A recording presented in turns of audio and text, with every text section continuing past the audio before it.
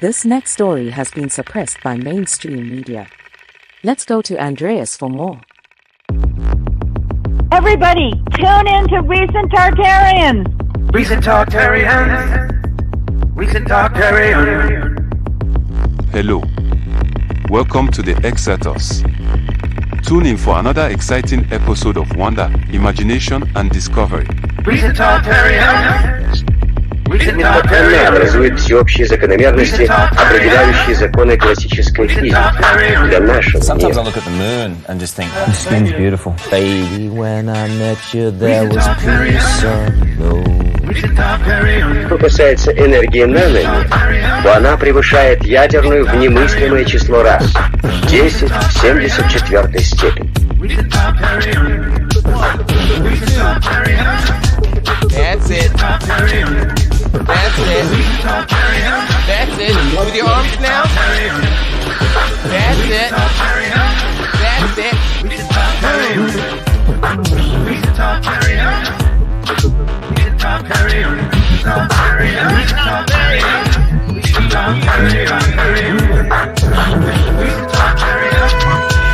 Thank you for watching Xirtus. Keep listening. Remember, if you enjoyed the video, please follow and subscribe and share and support. It really helps. Coming up next, Xirtus. By the way, that's gone. If you didn't record that, that's gone forever. It's gone.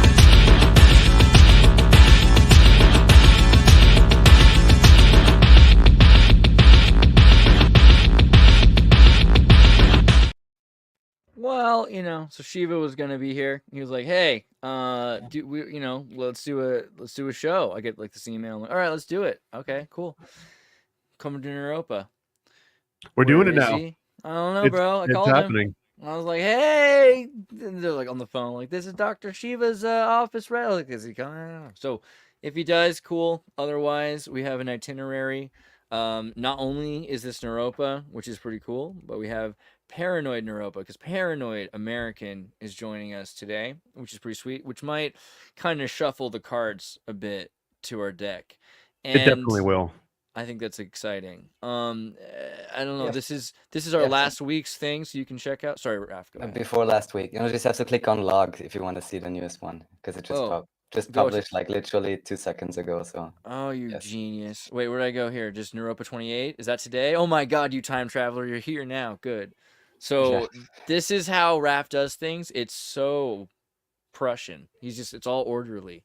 We've got like an itinerary, and you guys can follow along. Go to Commenciat posts right here, commenci.at/posts, and you can follow along. Right? This is like those cassette tapes that Disney made with the bouncing ball when they sing. So we're gonna do one of these. luckily, I have no clue what you're talking about. So also, since Paranoid American Really? is here, You never had like a bouncing ball sing-along cassette tape? You never sang along to a cassette tape as a kid?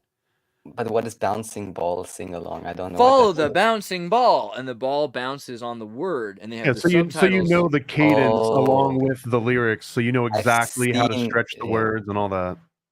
I've seen that, but I don't think as a cassette. But it- then you can see it. It's basically Pictionary for Video. music theory. Yeah, I don't know. Video Is this it? cassette. Is this the right one? Follow the bouncing ball? No, that's not. Follow about music song. Song of the South is the first thing I think of, which is hilarious. But Song of the South, sing along. Is that the one? Here it is, dude. Nah, when I was a little kid, if you would like to own this licensed property, this is hilarious, by the way, that we're actually recording the FBI logo. Good job, and it's You shared couldn't for us even get all. this if you wanted, I don't think. Oh my god, this is one of my favorite cassette tapes. Twiddly dee, twiddly dum, fun, words on the screen. Where's my zippity doo dah? Where's my freaking zippity doo dah? Where are you putting my? Is it near the end here? Okay. Show me the freaking words. What's even happening? It's not even on the screen. What's happening? What? It's been retconned. Are you as confused as I am? Because like it used to be like words and a ball bounced along the bottom of the screen. Don't tell me it's a Mandela effect. Dude, if it is, I'm scared. Anybody? What? Okay, come on. This looks close. Oh no! Yeah, this is you have the this is light, like but there's no karaoke. ball bouncing. Where's the freaking ball? Where's the ball? I've never been so worried. I've never been so concerned. Okay. There's a ball, and it bounces on the words. And if we can find a words. Berenstein Bears video that has a bouncing ball, I think we can fix everything that's wrong with the world. Is this why kids can't make music anymore without computers? Because there's no bouncing ball? Is it that simple? Did we discover the problem? I'm sorry. It's okay. But yeah, we'll move on from the bouncing ball. I apologize. Guys, let me know if my audio is fine, because someone says I'm sounding strange, even though I'm not. There is a weird kind of glitch there. Let me turn off echo cancellation for you. Try to talk again. Talk. Well, now I can't hear anything. Yeah, he just turned them off. That's horrible. Come back. What happened? I don't know. Okay, now you're back. You're back. Okay. Am I still sounding strange? Yeah, there's something clicky going on. Okay, well, I'll be back. You have to hold it down. Okay, Jiminy, click it. Well, in the meantime, while Raph is getting a new cable, let's talk about how beautiful that smile is, Tommy. How you doing? You can school me about the Koreshan a little bit if you just need to fill time. I was gonna ask you to fill time, but yeah, since you asked about this, I think it's important that you know. It's really interesting to me. So I did the Vice special on Hollow Earth, and one of the things that we didn't get to go see it's on my list, right? Is where you grew up in Florida, and so I always thought that I assumed you knew this, but I've found out about it today, dude. All right, so I've done a thing on Nova Atlantis. There's a whole back retcon lore to this. Nova Atlantis was a little pamphlet snuck into Sir Francis Bacon's posthumously published 1626 utopian novel in Silva Silvarium, The Forest of Materials. Okay, so for people that were super into medicine and mineralogy, they might have accidentally, if they were super wealthy doctors, found a copy of this book, New Atlantis. And in New Atlantis, it talks about how in the Western Hemisphere, there's a culture, a Christian civilization that's more Jewish and more traditionally true to the order, right? Very Mormon thing. But this is 1626. And they're saying basically that a King James Bible floated over the sea. It floated across the sea before we got lost from it. And these people are living in this perfect utopian Christian socialist civilization called the Solomon House, which falls. It falls just before the Americans arrive, essentially. Well, that's the most Solomon thing you could do. Totally. Absolutely. And it's called Ben Salam, right? So it's like good Salem, right? So so from that, you have a bunch of people saying they're going to go to America, particularly Rosicrucians, and they're going to start a new Atlantis because we can, rekindle that. If whether it existed or not, it should have. So we can actually do that. But some people were going and saying, hey, I'm going to be the next religious messianic figure. And this is something I didn't even actually know. You brought this up, that he's like a distant cousin of Joseph Smith. I was like, really? Because obviously that's interesting. I had no idea. I know that he's there was Matthias. The Matthias cult was in New York, and it was, I think, a distant cousin of Joseph Smith. So that's now 3. And it's kind of interesting to think that there's several of these people that are connected that would have these kind of religious aspirations that are so controversial because they redefine the way we look at the world. And, this isn't a flat earther. This is a hollow earther, which is pretty reasonable. I think a lot of people know that there's probably under the surface of the earth more than just dirt, But what he's saying is even weirder, right? So he's saying that we live on the hollow earth. This is a model of the Koresh earth. And so you can see what it is that you're living on the crust on the inside of the surface here. You're, let's say you're in North America over here. This is literally the inside of an eggshell, and you're inside climbing along the outside of it, right? And if you were to dig up, which would be towards the sky is downwards. Down is up and up is down. Never dig up is hell. Down is heaven. That's the way this works. So it's an inversion of everything you believed. Not only that, an inversion of distance, because you think of space as being vast, but this is space being compressed. Instead of the more distant you go, it's the more compressed it is. This model has become very useful for simulation theorists.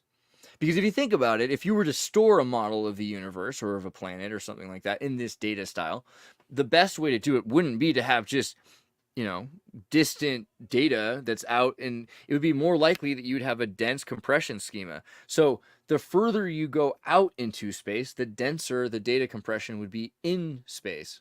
So this is actually the core of data is outward. It makes a lot of sense. So just to be clear and to restate it for my simple mind, if I get into an Apollo rocket ship and I blast off the way that we would conventionally see from Cape Canaveral, that's going inside the hollow earth. And then if I start digging in my backyard, that might actually lead me to heaven. Dang straight. Yeah. Although heaven might be in the hollow earth, it depends on how you look at it. And there's also the idea that you need to bridge the whole thing through Zion.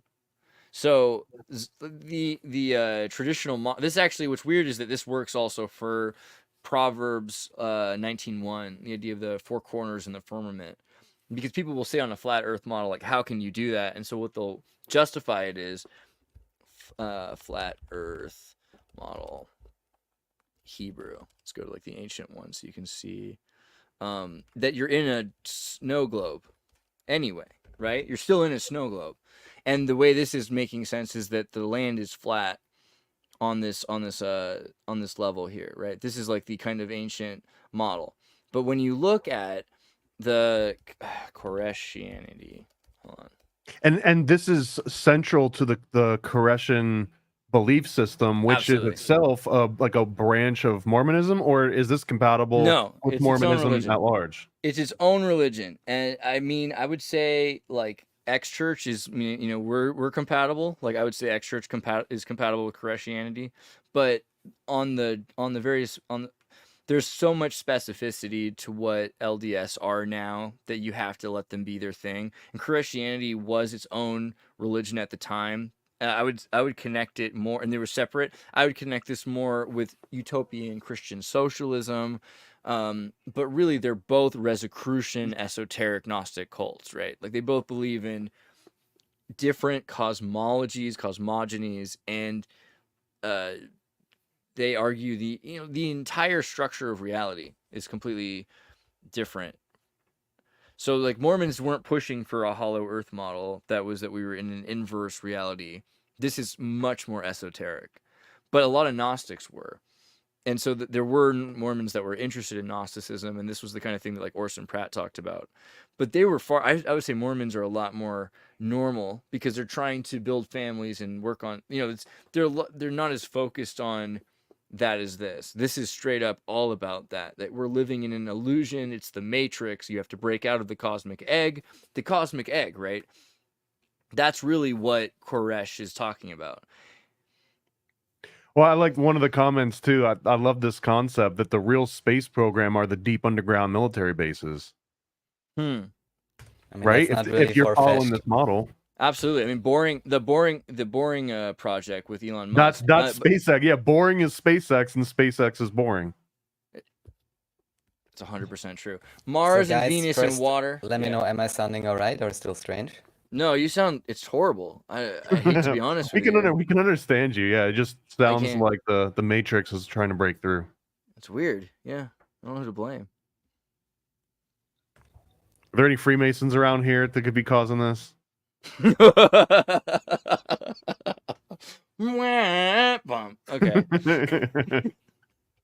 I think you're probably okay. Raph, just do it. I think we can hear you. No, I really don't want to stick up for bad sound quality. So in what way is it garbled or like too fast, too slow? Seriously. It almost sounds like if I was recording digital audio, if I had like the sample rate set or the latency was like too high or something. Like it's trying to like constantly catch up and glitch over itself. There's one more thing I can try. Give me 2 minutes, guys.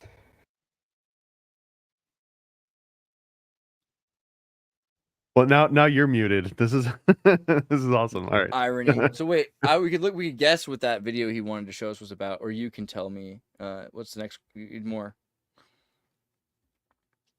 Weren't you saying something about Koresh and then we got cut? Am I wrong? Oh, well, we were just basically talking about how the inversion, and I guess when you say Rosicrucian, is that just Freemasonry. Is that the way that you're referring to that? There's a place in And hold on, and the reason that I ask is because New Atlantis, also being famously Manly Palmer Hall book, and he kind of describes it as an evolution from Rosicrucianism into Freemasonry versus being strictly Rosicrucian to look at America as the New Atlantis.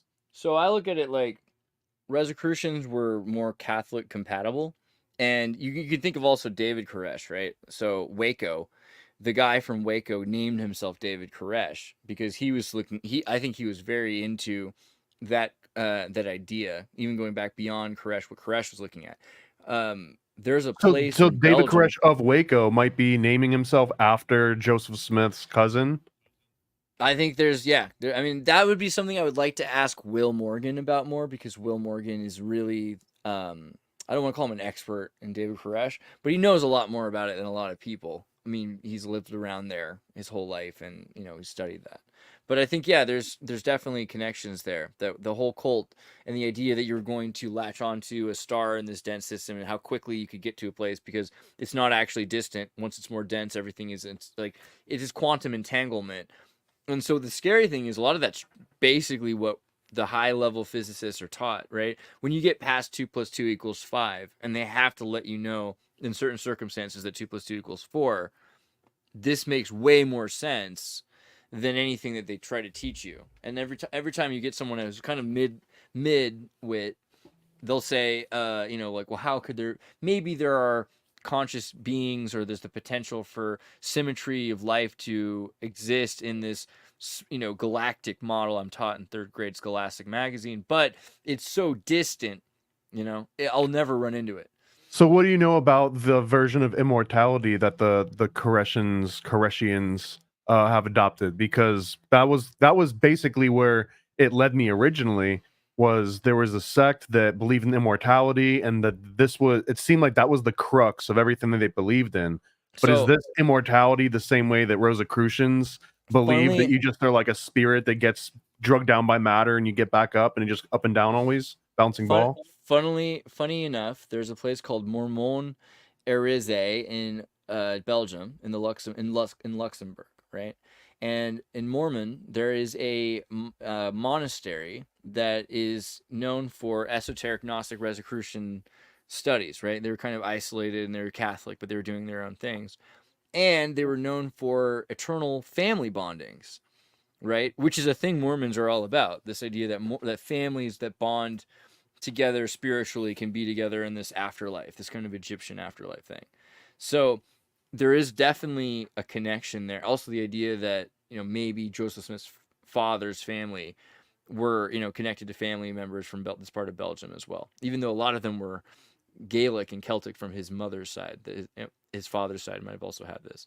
So I think that there is this Rosicrucian idea of immortality, that you can return to pure spirit by washing, like kind of filtering yourself like gold, like kind of gold panning yourself to get rid of the dust and dirt. It seems like the same concept of Mormonism, just that it's way more alchemical. Like there's rules to it, and there's like specific formulas and a process that you can follow. Whereas, and maybe I'm just trying to bridge things that I'm just learning about, but like the Mormon version is a more spiritual, like non-chemical version of this. Right. Yeah. We should definitely ask Will more about David Koresh and if he connects to that, because I know that they talk about the idea of the apocalyptic 7 seals as being a chance for return. And Wrath, how are we doing? I hope I sound all right. Oh my God. Do we tell him or not? Do we just like make him? Do we tell him? No, you sound fine. You sound great. You sound great. Wait. Talk again. I turned off echo cancellation. Try it again. Talk. Really? This is weird. If I turn off echo cancellation, you can't be heard. Which means that the echo cancellation is working overtime somehow. Yeah. Okay, there's something how wrong. about now? Now I can hear you. Now? 1, 2, 3, 4, 5. Talk some more. Yes, I'm talking to you, Andreas. And Paranoid. Vast improvement. It's better. Vast improvement.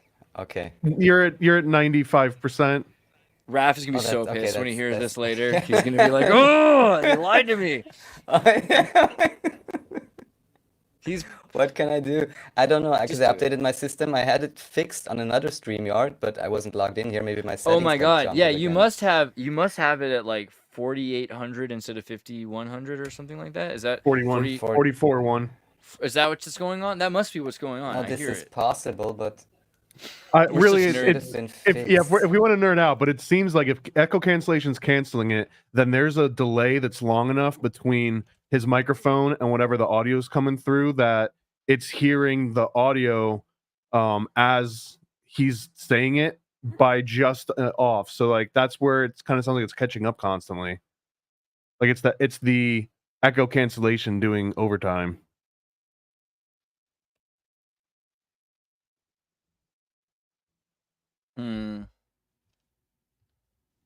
Thoughts? Well, or hear me out. Have you ever seen the movie Ghost in the Machine? Yeah, I did love that movie. So that one stayed localized to just the house, and then I think it could jump through like a switchboard in the phone system, but we're all connected globally now. So there's a good chance that Roth is actually experiencing the exact same demon that was in the movie from the 90s. I was just talking to some Germans, and they were telling me they're doing a ghost stories this evening, and I thought that I was just thinking to myself, it must be interesting because when you say that, what you're saying is you're saying Geist stories, and there's just something so much something more Hegelian about a Geist story than a ghost story, right? Maybe. Although I think that, like in typical English fashion, they kind of took over and changed that because Geist is, I would say, starkly different than a Victorian ghost. Like a Victorian ghost has. Yeah, I'm imagining Werner Herzog telling Geist stories like, "We are talking about the condition of being." You know, it's like, okay, cool.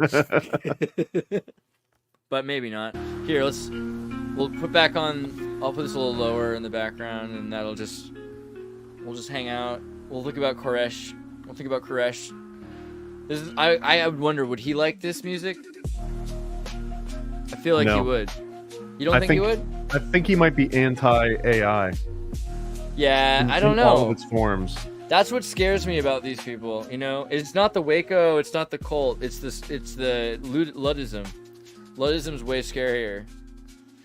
There was an interesting dynamic that someone was pointing out on the, I think it's the Futurology forum, but there's like an anti-AI forum, and then there's like a pro-AI, and then there's one where they debate each other constantly. But someone pointed out a really good example that a lot of the people that tend to get big into futurism and like Elon Musk's late, cyber trucks and SpaceX and like all of the things that a futurist would like, there's a huge overlap with anti-AI sentiment amongst self-proclaimed futurists.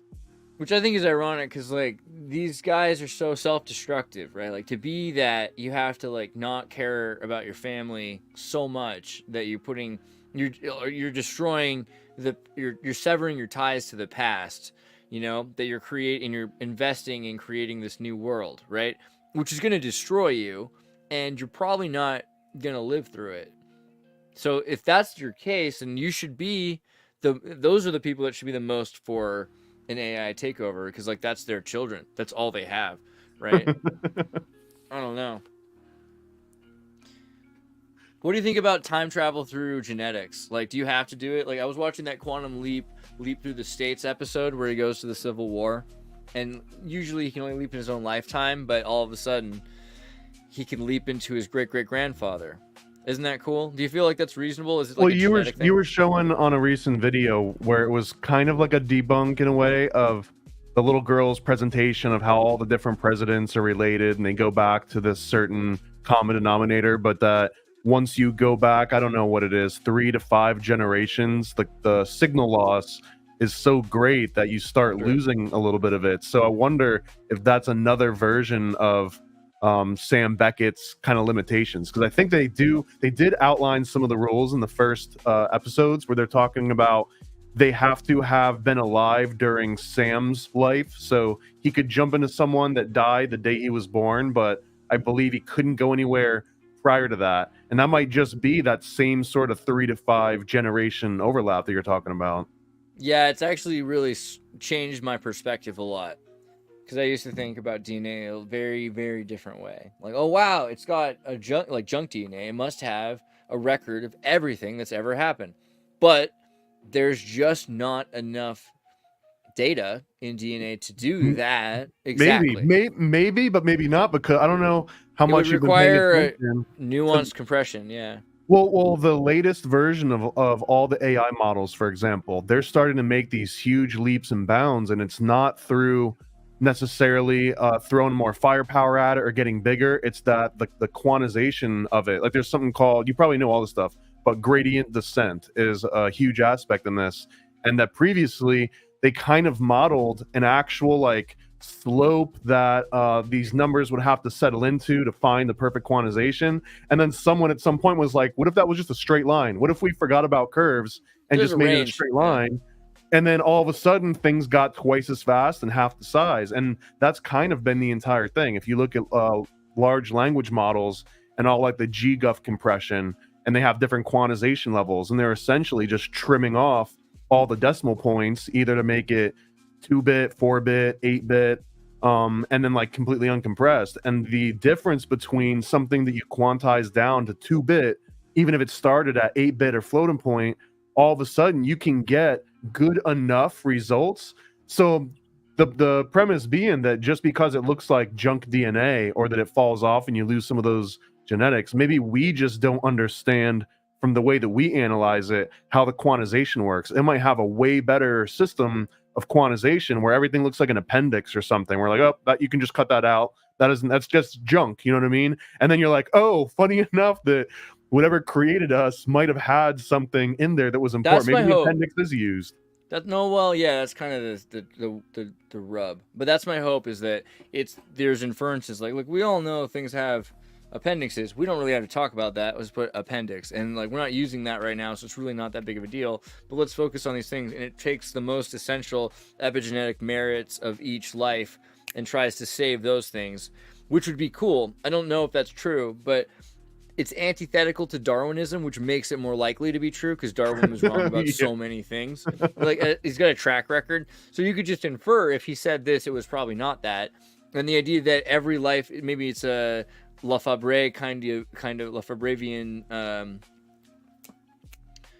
like Jean-Baptiste Lamarck said about people were evolving into your choices are affecting your conscious evolution, right? Like everyone's like, oh well, when you get to a point that we can eugenics battle, what's it called, Gattaca, genetically modify people, we'll have the first conscious evolution, and telescopic evolution will be the rapidity will be, exponential. That's not necessarily true if you think about the fact that in time, in most periods, women have selected their mate. Not always, but a lot of the time they're pretty cunning and manipulative and have been able to select their mates, and that changes the course of it. I mean, even in modern society, like it doesn't matter who your husband is. If you have a traveling encyclopedia salesman, you can choose your husband. So we've had conscious evolution for a long time. Well, I would argue People's Temple did a version of that. The Oneida Corporation / Oneida cult, they did the same exact thing where the entire community would get together and they would collectively decide,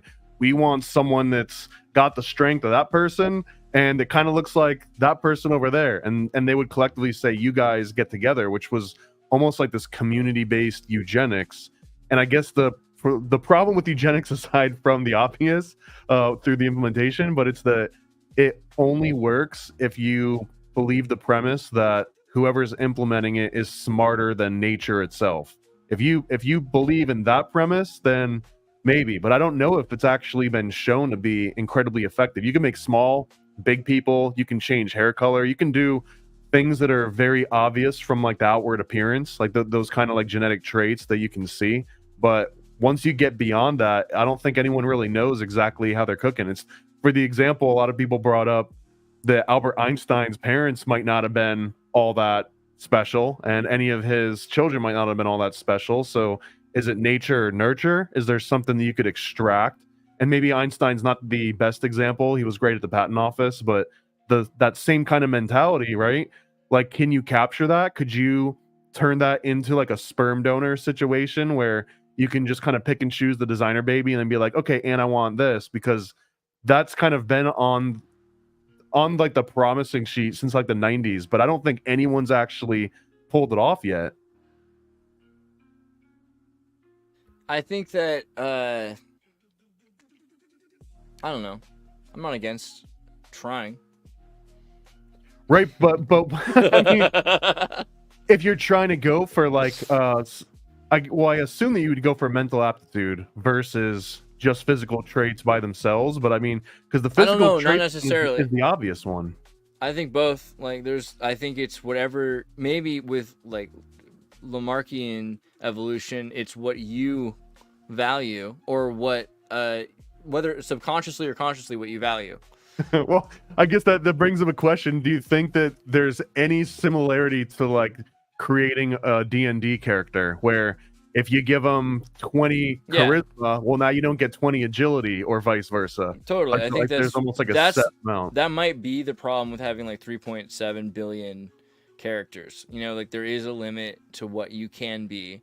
That's also on purpose, right? I was talking the other day about like, sorry, Picasso, you know, you can only really work. I can only give you this white canvas to work with. I'm sorry. You know what I mean? You're gonna have to figure out what to do with that. That might be the limits that make you who you are, because you're a division of spirit, right? There's a universal spirit, and there's stardust and symmetry that were God breathed spirit kind of idea.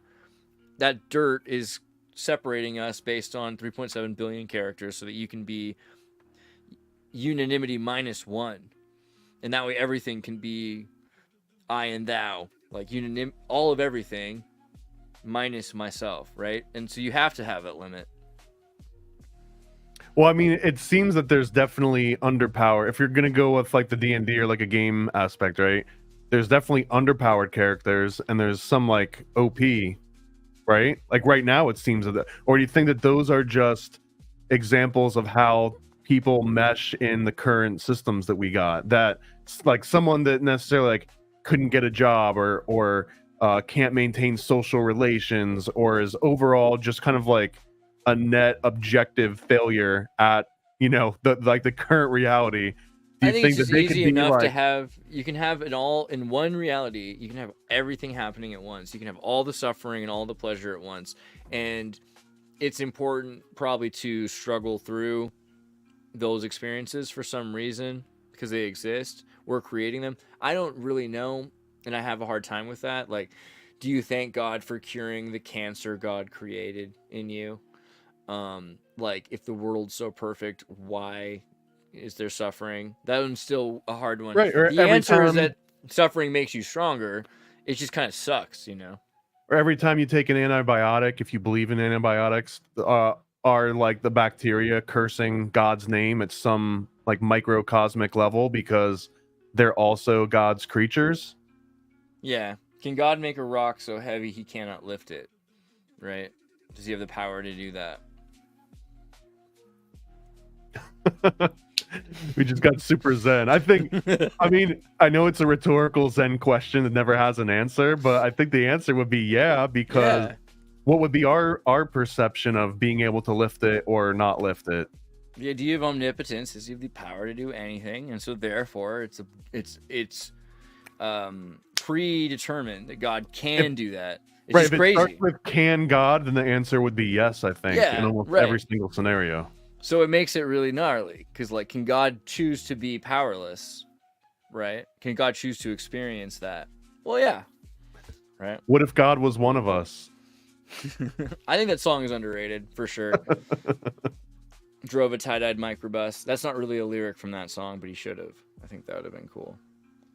That was also the premise for God, what movie? There was a movie where God comes back to Earth and he wants to go bowling, and I think he gets mugged or something, and he's on life support. In Dogma, it's skee ball. Dogma, it's Dogma, that's right. Yeah, skee ball. Skee ball. Yeah, I think that's probably reasonable. But also that God isn't like, God as a woman is an interesting concept, because George Carlin, you know, who plays in that movie, had said that he didn't think God could be a woman, looking at how bad things are run, right? Which I don't know if that's necessarily true. I think there might be something about the bickeringness of the God parent. This issue that God isn't, like, that Elohim isn't a dude, but is a family. It makes things a lot more logical, that there's this father and mother, and there's a conflict between, because like the mother is considered to be both wisdom or chaos, right? Like you have Sophia, or you have Eris. You have the golden apple of discord. So we clearly have an issue with Mother Nature, you know? Well, when you talk about nature, I think this is from a Sticky Fingers song. Wasn't even an Onyx song, but he makes a really good point, and he asked if God would have the capability to create. I guess the answer is already yes, because we said it was. But could God create laws and not have them kept? Like, would it have any interest in like God's perspective to create a law that could be broken? It almost seems that laws that were created by God would be the kinds of laws that could not be broken by mortal men. I know most of these movies are made by Catholics or Jews, so they have a perspective on law. But the idea that in most of these movies about God, that if the law is broken, the universe unravels itself, seems to be the takeaway. That if you build a thing and you remove a Jenga post from it, the thing breaks. But can God make something, remove a Jenga post and keep it from breaking just for like the pleasure of keeping it go? Of course. So there's always that question. It just also seems to me the point of this experiment is entropy causing lack of entropy. Like there's alchemy formed from the socialization, and eventually you reach a prime timeline, because anything that doesn't work, but what does work continues on, and whatever continues on eventually get to a point of infinite omega point, and omega point is the culmination of all creation. And if something that's being created is inside of the creator, then that is part of the creator. So everything that is evolved is reflectively updated at the beginning of time, before the beginning of time, in the creator, right? So it's constantly learning from this thing, and no matter how great we get, it makes it greater. Well, my bad understanding of Rosicrucianism is that there is some instances where things that aren't working now could work in the future just through passage of time, because the analogy that I guess I've understood this was that you imagine like Marxism, like a whole, well, I guess so, yeah, like Marxism, but like the way, if you could imagine the entire world, universe, reality as like almost like a 2D sort of shoot, and then you just fill it with a bunch of jagged rocks, and they're all like spinning on themselves and bumping into each other. Every once in a while, you'd almost get into like a cog situation where like a bunch of jagged rocks would all touch each other, and they wouldn't be able to spin because they'd all kind of like catch each other on their different facets.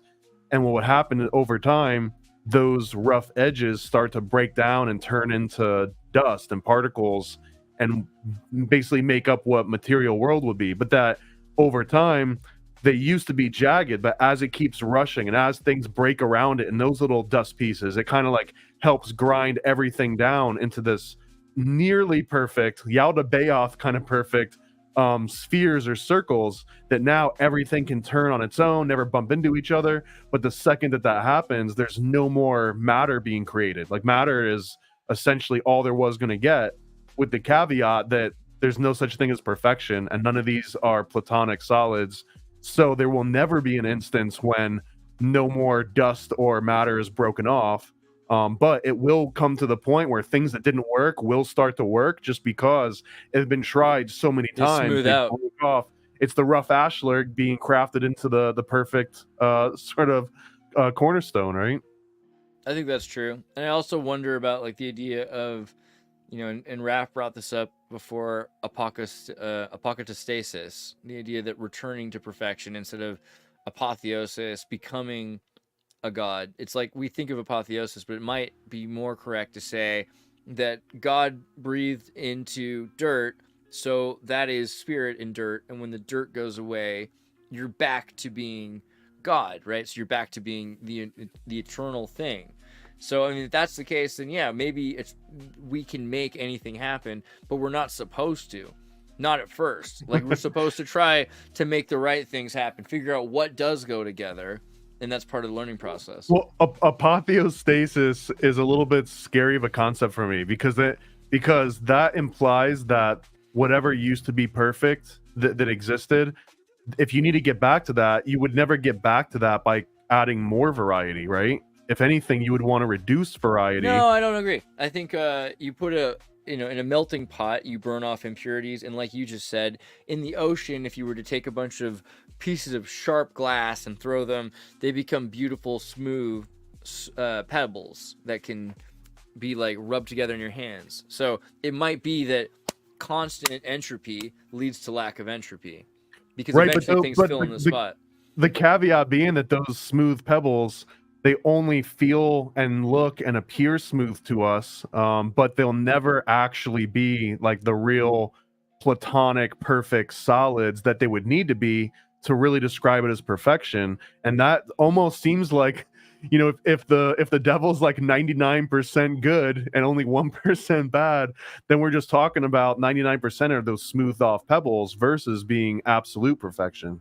Well, I think it's calculus, but you get to a point where things are so small, and there's so like, okay, you're talking about entropy, right? So if there's entropy, you got a square and a triangle. There's space in between that doesn't fit perfectly. There's entropy, but you can fill that with smaller circles. But those smaller circles are going to have space in between there. But you can fill that with smaller triangles. But those triangles are going to have space between that, which you can fill with further squares, which are going to leave more space. Right, but this sounds like Yalda Payoff, man. This sounds like the demiurge that's like, hey, look, it's just don't pay attention to those tiny little gaps in between the circles and the triangles, and then this is basically heaven. But then someone's like, yeah, but what about that gap right there? But why is the gap the bad thing? Isn't the gap the thing that's making it possible for things to come together? Because it's the inherent separation? That's a great question. I would have asked the same way. Fair. X-Church. We'll do the X-Church one now. Yeah, what is the X-Church position on this? I believe in the future. I believe in a better tomorrow. Time is on my side.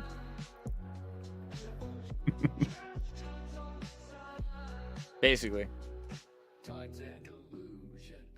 This is kind of like the Randy Savage rap album. I feel like I was inspired by that. Which has a really sick dig at Hulk Hogan, right? It's like one of the best battle rap songs in history. Dude, the Randy Savage album is great for so many reasons. One of the songs makes you cry. Makes me cry. Where's the one where he talks about, I'm gonna miss you, man? I'll miss you. Perfect Friend? No, is that the one? Remember Me? Is that the one? One of them is like, I miss you, man, and it's real sad because his buddy died. You know. I don't know what it was. If it was like a king kill ritual between the Wrestling Federation, Worldwide Wrestling Federation, and the World Wildlife Foundation, when they took over and they forced wrestling to change from WWF to WWE. It felt like this crazy transition of power, and it took all the wind out of the sails for me, because that was the first time I was like, wait, you can completely change what the entire thing was and all of the logos, and like, you have to. If somebody owns a thing, man, it's actually kind of cool because it's like baseball in the 19th century. You know, it's like, this is my league, boys. You gonna play in my league? Y'all have to shave your faces. Ain't gonna have beards and all baseball, boy. That's kind of what it was like, right? And they're doing that with wrestling. However, the video game, I had to get it. It was like $15, and I was like, okay. I miss wrestling games. One of my favorite experiences on the PlayStation was that wrestling game. So I got it. And you're then talking about the 24 one, or are you talking about classic? WWE 2K24, 2024. I got the game, and I looked at it, and I was like, okay, but it only has, and it's got these people I never seen before, and that's cool. They're like the new wrestlers that the kids are maybe gonna look at now. But then they have this, like, for $30 or $20, it's like the 40-year wrestling pack that has all of the wrestlers that have ever been. I'm like, well, that's all right. Maybe you got me. Because if I can be all of them at once, I can be Sting, I can be Randy, and they have like the historical battles, so it's like the Star Wars game with like Obi-Wan and Darth Vader, but you can be Hulk Hogan or Randy Savage. Yeah, the exhibition matches.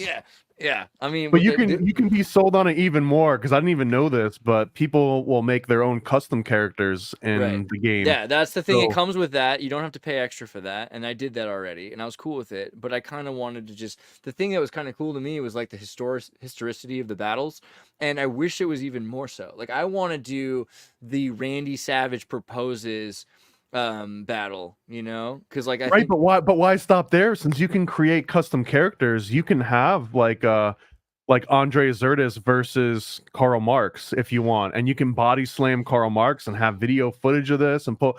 And the reason I know I'm this a is- humble man. I'm like Irish Catholic. I'm a two potato dreamer. You know, like I Yeah, kind of okay. just wanna. I don't believe that at all. I just want like Miss Elizabeth. I just want like Randy Savage. Like I'm gonna punch him in the face, and Miss he's gonna be like, Miss Elizabeth, will you marry me? And she's like, No, I love Xirtus. Like that's all I need out of that game. All right, Raph, are you gonna try? What? Drum roll. How do I sound now? No, there you go. You're good. You Good. even sound kind of loud now. It's great. Okay. All right. I'm I listening. can tune myself down. That's No, not a no, don't problem. you dare. I want you to sound like a loudspeaker across all of Prussia. All right. Okay, I'm happy that whatever I did is working out now somewhat, I guess. So, yeah, unfortunately, I didn't get whatever you were talking about. Kindly finish your thoughts, and then anyhow, we don't have to dwell so much on the links. I don't really want to talk about too much of them for too long anyways. So Finish my thoughts. What, like on Miss Elizabeth? I'm supposed to. Is that what you want? You want me to just show you a few pictures of Miss Elizabeth for a second? All right. sure, This is Miss Elizabeth. seems fantastic 70s or 80s or something. Early 80s. 90s. Late 80s, early 90s. Yeah, late 80s, early 90s. Oh, man. I got problems. Are you? I guess to finish out this thought, pro Ultimate Warrior or anti Ultimate Warrior? And this is a very important question. It Pretty sounds pro. silly, but it's a very important question. Yeah, I think James Bryan Helvig is I'm pro. I don't know. I don't see why I would be against. I think having a takeover, if you look at what happened with the destruction of the WWF and how wrestling's always been fighting itself. It's like, and I don't know. I'm not against Right, Vince but well, Vaughn, the pro and con for Ultimate Warrior. Raph is like, what are they talking about? Yeah. Well, it goes deep because anti Ultimate Warrior essentially is that you're a hipster, you believe in the craft of wrestling, specifically like Greco-Roman wrestling, even if it's evolved from that. Why is that, the first you know, thing I'm you- thinking of No, when I see believe this? I believe in gay porn. I think that if anyone wants to do Greek Right. wrestling, that's totally fine. That's but their own America. Pro Ultimate Warrior is I mean, you could be seen as like an insult to this, but this is kind of how I see it. And I'm I've pro read. Ultimate Okay, Warrior. maybe I'm But not a it's just- pro. Maybe I'm just an advocate for civil liberties. But I'm just saying, like Greek wrestling is a little. It's a little. It's a But little pro Ultimate Warrior is going for the aesthetics of wrestling. Like yeah. I like the course. outfit and the face paint and the muscles, and I don't necessarily care about any of the physical moves or any of the Greco-Roman wrestling. Like just show up, shoot off some fireworks, They have a have- cool entry song, I stomp think- around a little bit. Those are different things. No, like I care about the moves, but the moves are dance moves. That's like so. Wrestling isn't like. Did so Greek anybody wrestling? actually really ever believe that wrestling was real? I mean, I never watched it, but then I was like rewatching whatever excerpts from, I guess, Hulk Hogan or something, because he did that great appearance on the RNC. And I was like, well, who is doing that? Like throwing someone on the floor and then like, you know, and Well, I mean, obviously not hitting anybody or not intending to really hurt them or knock them out. Maybe define Maybe. real in that case though. Yeah, 'Cause it's like, almost I like a know- method actor that breaks down crying.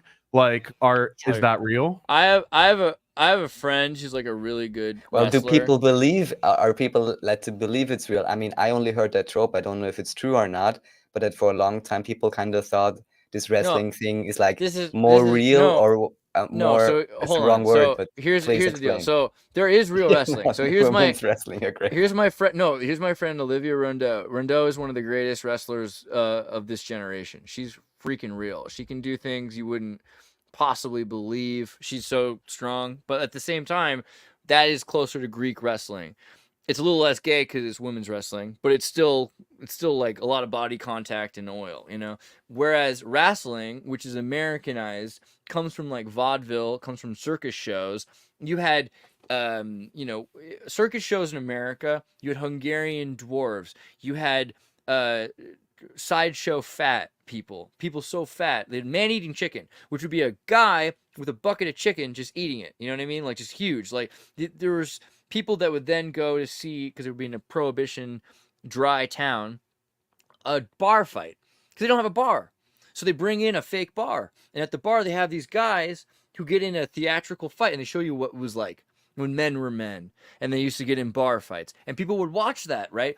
And from this, wrestling evolved. And you're like, hey, this is, Jerry, Jugs, or like this is Growler Gary, and Growler Gary is gonna smash Jerry Jugs with a growler, blah blah blah blah. And this is, they would travel from town to town, and this was in the 19th century. By the 20th century, wrestling became something that people were photographing, were endorsing with products, like, hey, this wrestler uses this hair tonic, right? And this milk is making this other wrestler so much stronger, and these vitamins are, et cetera, et cetera. So this starts to happen. And then television by the 1950s, it's about the Adonis muscle period, but also about better living through chemistry. So DuPont and these companies that were doing soap operas were saying, look, if you want to be like this, you can buy our products, right? You can buy shampoo and beer that are going to make you more manly. And eventually it becomes, like by the 1980s, steroidal dudes who are theatrically showing off because they're bodybuilders in a scenario where they're acting. I mean, and some of the greatest actors of our time are wrestlers. I mean, if you think about it, a wrestler has to stand there for hours a day, and when he's not standing there, he's doing push-ups. And so there's a lot of discipline that goes into being a thespian wrestler. Somebody who knows how to have an argument theatrically. I speak with my mouth so open that everyone can hear me. Right? Like, there's something to it. And there's a lot of training that goes into being a wrestler. A little kabuki theater. It's 100% theater, and I don't understand the disrespect of theater. This is the problem, is that some people like one kind of theater, and some people like it. Your wife likes musicals, you like wrestling. That's fine. I just don't understand why people can't get that they should really like musical wrestling. Is so freaking obvious. It's like, why has there not been a WWF musical season special? Like, obviously, right? And yet it hasn't there been, because we have KISS, we have all these other things that have happened in the I forget, the 1994 summer, there was like a rock thing too. So they do, a really cool midway between that could almost be like an orchestral performance based, like if the wrestling match itself was the conductor, and that would decide where all the crescendos and like the whole pace of the music, and then you had a full piece orchestra playing the soundtrack of that in real time, that would get it over like the cheesy factor and actually make it something notable. Yeah, I think can we start like a crowdfund campaign for this? I mean, if they do it for freaking Zelda and Star Wars, they should do it for wrestling. We could definitely start our own wrestling league. I think that would be worth it. But it would just be all about the lore. We'd just be like, Peppino comes from intergalactic dimension C-138, and his whole world was destroyed by Jennifer. I think we found our next AI project. A musical wrestling theater ballad. I don't know. What would you call it? It's not a rock opera. Multi-dimensional wrestling federation. Opera? Like that. Yeah, or opera wrestling. Well, it would just be that in the Multidimensional Wrestling Federation, it's assumed that they're opera stars. Most of these guys are also opera stars. Like, you have to be an opera star to become a wrestler in multidimensional wrestling. Like, you don't have to, but like, you're not going to get very far. That's probably the way it goes. It needs a name. As soon as we got the name, then the rest of it just falls into place. It'll happen. Raph, I feel bad. You just got your mic working. Let's start doing some of these links. You don't have to cut out sugar. Start every meal with this. Acrasia. What? Yeah, what you got here?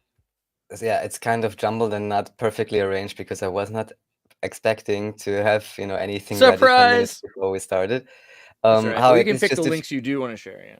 Yeah, so there's just a few things about health here. Basically, you can just leave it run as B-roll, I guess, and just mute it or something. They're just talking about, sugar and fruit sugar and processed sugar, and basically the idea of what kind of sugar you're supposed to eat or not. And very much too often, just like with salt, they're like, oh, don't eat any sugar, and they don't consider what type of sugar it even may be. It's just like a random sugars, tidbit. Yeah. Right. So, but actually I have it open as well. So we have the thing about sugar. Let's see, for some reason I started with that whole glucose index thing. Maybe there she's talking something else, but yeah, no, it's fine. Basically the next thing is not really related to health, but since we are bringing up all these, Greek metaphors or whatever you would call it. So this is something, I guess, a negative example. The last time I even forgot the terms already, but it's on the last logs. We had some positive terms in terms of, I guess, steadfastness and thing like that. Maybe you remember some of the terms. One of them you liked. I also already forgot the name or what it means. Apocryphostasis. We used it earlier today. Right. What was it about again? What is the exact meaning? Returning to perfection rather than becoming All right. more perfect. Right. So here, acrasia is a lacking command or weakness. So, that's, or even incontinence. I think that's kind of funny. A want of continence or a self-restraint. So yeah, that's maybe one thing you don't want to have in terms of health. That's like everybody. Yeah. So much crazy going on, dude. Yeah, I guess. Then the next thing, I'm sure many of you guys know, I didn't actually ever did those exercises in particular. You've certainly done it, Andreas. The 5 Tibetans. I'm sure you heard about this, right? Mm-hmm. You can probably even do them yourself now. I'd never learned them. I just learned some yoga, so I don't know much about it. But I had heard good results from friends in terms of, how should I say, revitalization This page can't of be the body. translated. Do you see this? Does that pop up for you? What? When I go to translate page, this page can't be translated. What? I bet it can. What is it? What does it mean it can't be translated?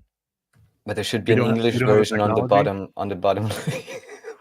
We lost it. It's very hard to build it back again, What the freaking heck? Like, go to Google Translate. Enter from German. Go to the. Oh my God, Google. Google. How dare you? Oh, don't translate it to Korean. Not right now. Okay. The 5 Tibet. This is crazy. Why? Why would this? Now I'm angry. But the real thing is that the original article doesn't even exist in English, because I only quickly pasted it now because that's what I had on file. But shouldn't there be an English version of this article as well? Or... Yeah, well, like, and shouldn't I there be is. allowed to No, translate there is. it? Why am I I not mean, allowed you to should. translate You it? should. Okay, but there is an English page as well. 5 that doesn't- Tibetan rights. Yes. Is there a connection between that and the OA or like the Carlos Castaneda movements? Do you know what I'm talking about? I have a So glimpse of what you're there's talking of, but it's quite possible, yeah. There's a show called the OA, but it was kind of based on some of these like specific movements that people can make that like channel the energy in some ways, and that if you know how to make the movements like precisely, then You it can can light almost. a handkerchief on fire. I mean, yeah, you can do a lot more than that too. You can travel through time, you can fly, you can like do all kinds of things that would be perceived as supernatural. And the thing that makes it interesting is that it's like anyone can do it as long as you know how to do these very specific sequence of actions. My concern is, why don't I see more Tibetan monks then? Because, like, I would think that there'd be, like, because I do a lot of cool things. I don't mean to brag, but I feel like everywhere I go is where Tibetan monks who could time travel would want to be. So the fact that they're not, like, at every single event I'm at is kind of, they're not, like, why are they missing all the cool stuff? You think Tibetan monks are anti-AI? No. I mean, again, with the whole, like, I feel like it's just the ignorant people that are. I hate it. Like, the idea that spirit flowing through AI is different than your spirit is materially impossible. You know what I mean? Well, I mean, in a literal sense, wouldn't being a Tibetan monk be one of the most ignorant things that you could do? Like willfully ignorant? Or am I not using that word properly? Well, elaborate. Because part of being a Tibetan monk is that you close yourself off to the rest of the world and just seek like one specific way of living, thinking, learning, right? So is that not ignorance? I mean, I guess a certain kind of ignorance, but also it's an openness to ignorance, like Socratic knowledge that you know nothing. So you try to pick on systems that you can use and just acknowledge that these aren't necessarily permanent systems, but these are the exploitable systems in my lifetime. Maybe. It kind of sounds like Amish people wearing Reeboks and driving minivans. One of these deep, intelligent people I know wrote, AI is the new witch or genie or demon. This is like a really hardcore liberal, but you can't help that when you work in the state. These mythical characters generally have had some shared characteristics. Witches and genies and demons are tricksters. They will trick you, but also you can trick them. They can be really smart, but also really dumb. They are constrained by special rules and must obey them. They have special powers, and with appropriate offerings through trickery or performing the right ritual, you can get them to use their power either to your advantage or to your disadvantage or to the disadvantage of others. Oftentimes, people who try to use them get an unexpected result, or even one contrary to what they desire. All of these characteristics are also shared by AI. AI is the new witch. To clarify, I'm not opposed to AI. I work with it frequently, and I'm actively engaged in development to enhance AI capabilities and deployment. Also, I love witches. I'm a witch supporter.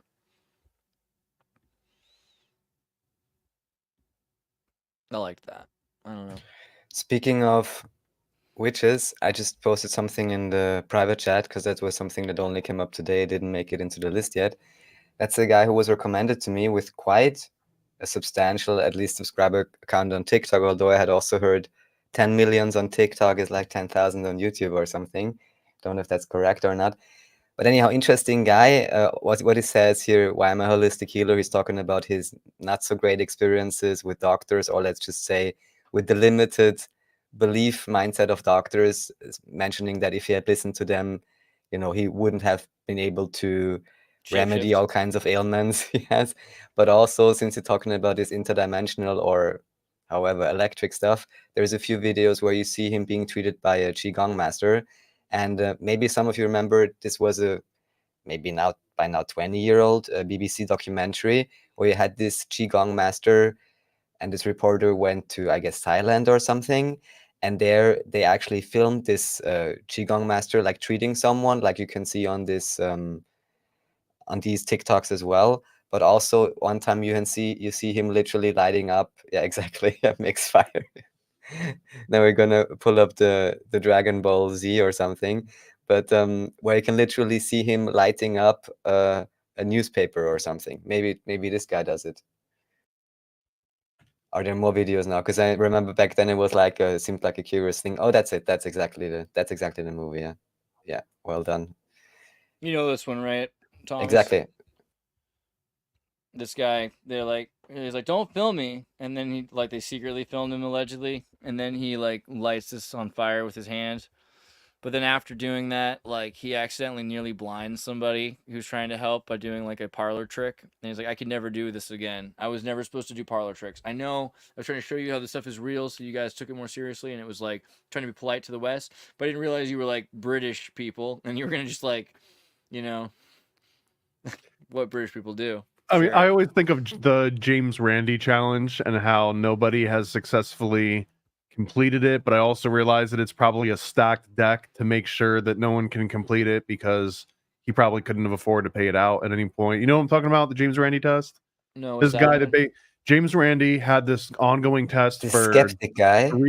Ultimate skeptic, 3+ decades, that if anyone could show telekinesis, telepathy, any sort of supernatural ability whatsoever, that he would want to come and create a controlled environment where it could be recreated and analyzed. He was the one that I think famously. Why would anybody who had if you had a trademark secret and you're making money on you could make so much more if you were a paranormal person that can be a psychic and predict the stock market. You know what I mean? You could make so much more money, and you're better off not being known. That I just feel this challenge doesn't make sense. The people that could actually do this are the kind of people that would keep this classified. They would run a government and arrest you for hearing about it and discredit your family. They're not looking to make this stuff kindergarten. So he's a honeypot. So the James Randi test is a honeypot. Does not look like one. You never seen again. Looks like a honeypot, doesn't he? I mean, I don't trust him. Well, I mean, if you're not familiar with him too, there was a documentary on his life, and spoiler alert, he ended up spending 10, maybe 20 years with a con artist that started fleecing him out of everything that he. So it's the ultimate skeptic, but is living directly with someone that's been conning him. I just watched that documentary, Raw Vegan, about. So I want to talk about Raw Vegan, but just before you go on, anybody looking for money, and we'll bring up a few of related ideas a bit later. There's a 3 Bitcoin challenge by Dave Wise to anyone who can prove that the Earth is 100% a globe floating out in a vacuum in the middle of empty space. So that's easy enough to prove, I guess. Anyone can get 3 Bitcoins. Right. That sounds cool. But I please wanna talk check about that raw out. vegan. Actually, that relates to the next thing because I wanted to bring up the food security topic, where I'm also curious what you think about it, Paranoid. There's a documentary on Netflix called Bad Vegan, and I just saw it, and it's about this beautiful Connecticut psychopath who is into crystals and the occult, and friends with Baldwin, right? And she starts a raw food restaurant, the most popular one in New York City, with all sorts of celebrities coming in and out. She's making money, and she meets some guy on the internet who convinces her that he is some occult superpower and makes her sacrifice and give money to him, like tens of thousands, I think $1.7 million he convinced her to give her. And just like Stockholm syndrome drove her insane, made her think that the world was not real and that he was going to make her dog immortal. That was amazing, really. And then he gets her to like live in Las Vegas because he's not actually like a secret agent, like he said. Shockingly, he's a gambler who's using all that money in Vegas. Well, dude, con men and women, but anyone can con. But like the whole premise of a con man is so fascinating to me because if you objectively look at it and you kind of like separate yourself, third person point of view, right? The guy that's doing this, or the guy that flees James Randi, or any other con person, the only difference between them being a con and being the real thing is just what other people tend to corroborate. So if you were to call everyone that ever knew him and everyone that you would trust, and they all say, yeah, everything this guy says is legit, he's legit now. And it's so weird. Like, you don't actually have to have any of the credentials, that like the fake it till you make it. But then once you make it, all the faking it is now proof of you actually having made it, right? Yeah. So it's like you literally manifest real history and real reality, even though it was never real. Once there's a critical mass, it's almost like a 51-49, like a 51 attack on reality. Once you can get a majority to agree that, yeah, this guy's legit. So unless the dog dies, that's the only problem. Well,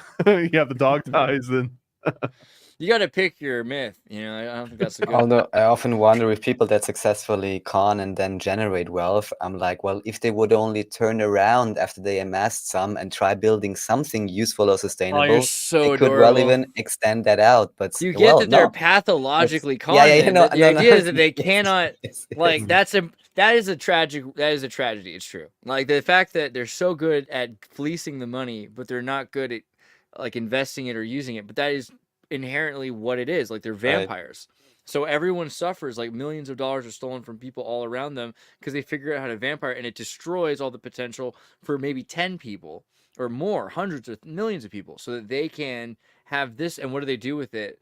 Well, they're not. They're not. Well, they stimulate their local economies. If you're that good at, if you're that focused at becoming an expert on acquiring money, it's probably not your job to know how to invest and manage money, right? That's the sad thing. Like it's not, you put all your effort into that.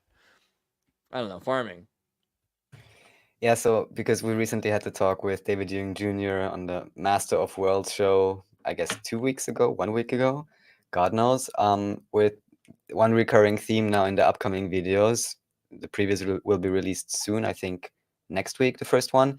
He keeps talking a little bit, let's say, from that stance in terms of, oh, look at the great things the New World Order has brought us, or just at the realpolitik, for lack of a better term, or the real economic benefit that may even have resulted from the deals that Kissinger made when he basically shipped off all the factories from the West into China with the apparent supposed agreements that, well, we help accelerate your growth in the East. So China and so on, and maybe Russia, you don't need to wait 25 years. We're giving you the machines right now. But the deal basically is you're going to have to provide 3 times as much output. And of course, we get it for cheap. And that a similar thing may have happened deliberately or not, or whatever, with the farming. And also the question to what extent Western Europe and America is now or ever was really self-sufficient in terms of food production, both actual and also in terms of, is it possible, how much land is barren, how much land could be recultivated. I mean, we had on Majid Abdelaziz, who can even re-green deserts, so I'm not worried about it overall. but still I'd be curious what your stance or your perspectives are on food security. Maybe we spoke about garlic in Gilroy, but coming from China. And I even heard there's some deals that were made with some Californian governors or something. But the one thing is the deals that are made. The other question is, do we have enough workforce for the farming and all of that? I'm curious what your perspectives or insights are on that. Well, I've got a tangential thought on this, and I guess to pitch it back to both of you as a question. But do you think that there's any morality in eating of sentient animals? Beef, octopus, pig, dog? Yeah, Is there I think like it's interesting that a the people that make the most life, right? Like you got like farmers and stuff, like these like Christian people. A lot of these very spiritual people have like 30 kids, right? And they'll make a lot of life, not just in their family. They'll make chickens and they'll have pigs and things like that. And I was recently at the state fair, Minnesota State Fair, and recently before that I was at like a county fair. And they had all these pigs breeding, and they have a whole display. So all the kids come in and watch the pigs suckling, and they see eggs of chickens like birthing. It's like this is better than any sex ed that the left is going to give these kids. They're just watching nature happen, Yeah, right? that's a real nipple, kids. But you ask, there's like 30 of them, and you ask, like what's the name of that pig? It's a sweet pig, and the guy's like, we named that $100 bill, just like we name every other one, because you know what we do with them after 6 months? We feed them, and then we take them out and we slaughter the sows, and you're just like, okay, well, you're murdering this thing that you love, right? Like you love this pig. Everyone's like petting it. This was the cleanest thing I've ever seen. It was so clean. It was like this. It's like a pig that like bathed every day in like rose petals or something. It's just so clean. They're like brushing it and stuff. The whole area where the pig lived looked like some freaking Japanese Zen garden. It was so clean. And like, this is not what you think of when you think of. Cut is Kobe pork. Yeah, you guys are taking care of this pig, like, and you're naming it $100 bill, and you're gonna murder it. And like, yeah, not you didn't say it like that, but you know what I mean. It's just life and death. Life happens. This pig's gonna have a great life. It's having a better. I mean, objectively, the best. I was like, what is happening? This pig is living such a perfect life right now. But like, you know, but only for 6 months or something. I don't know if it's a 6 months or a year or 3 years or however long you raise a pig, man. But they're or $300. No, and they just name it that. It's probably like worth more than that. It's probably worth like way more. Yeah, like I hope so. But honestly, is there like a moral or ethical issue with? Because I guess that's I don't think so. There's the health angle of being like raw vegan, and then there's a lot of vegans I know do some evil stuff, man. A lot of vegans I know do evil stuff. Okay, if you're a homeless person, you pray over a Big Mac that somebody handed you off the street, you're doing better than the bad food vegan was, right? Yeah. You got to pray over your food. That's really all it is. Where I guess I was gonna steer it is that they're almost seen, if you take an approach at all that there might be questionable morality or ethics in killing these sentient animals, then a shift between like American farmers and like food scarcity being addressed by eating literal cockroaches and crickets and, you know, basically insects and bugs. It almost seems, if you close your eyes and you just turn it into McDonald's pink mush nuggets anyways, but is there like a moral superiority to having everyone eating bugs and having farmers raise bugs? So now when the kids go, they're going to pet like a mole cricket, right? And now it's like you don't feel as bad if they name the mole cricket $1 bill, because they're just going to grind, or, you know, fraction of a $1 bill, because they're going to grind it up and turn into some kind of like a protein powder that you're then going to end up eating. And the whole point being is that there is definitely food scarcity. There was a couple different instances where I think Russia and a couple other countries were basically paying for American farmers to go and show them how to do all the things, wrangle cattle, how to like tie a lasso, like how to do the Midwestern experience, because they're ramping up their meat production. They was kind of pitching it as this new version of scarcity. It's not going to be oil anymore, and it might not even be energy. It might end up being food is the number one scarcity. You've seen the problem in Japan. They have a deer problem. Because in the 50s to 70s, they prohibited hunting of deer because, you know, deer were actually like decimated after World War II. And so they wanted to keep them as an endangered species. The problem with deer is that they produce really rapidly. Like when they don't really have any natural predators aside from wolves and humans. And because we grow grass everywhere, we've kind of created this synthetic, perfect environment for them that's just filled with kind of a corn-like maize plant they can just eat wherever Dear they go. Disneyland. Disneyland.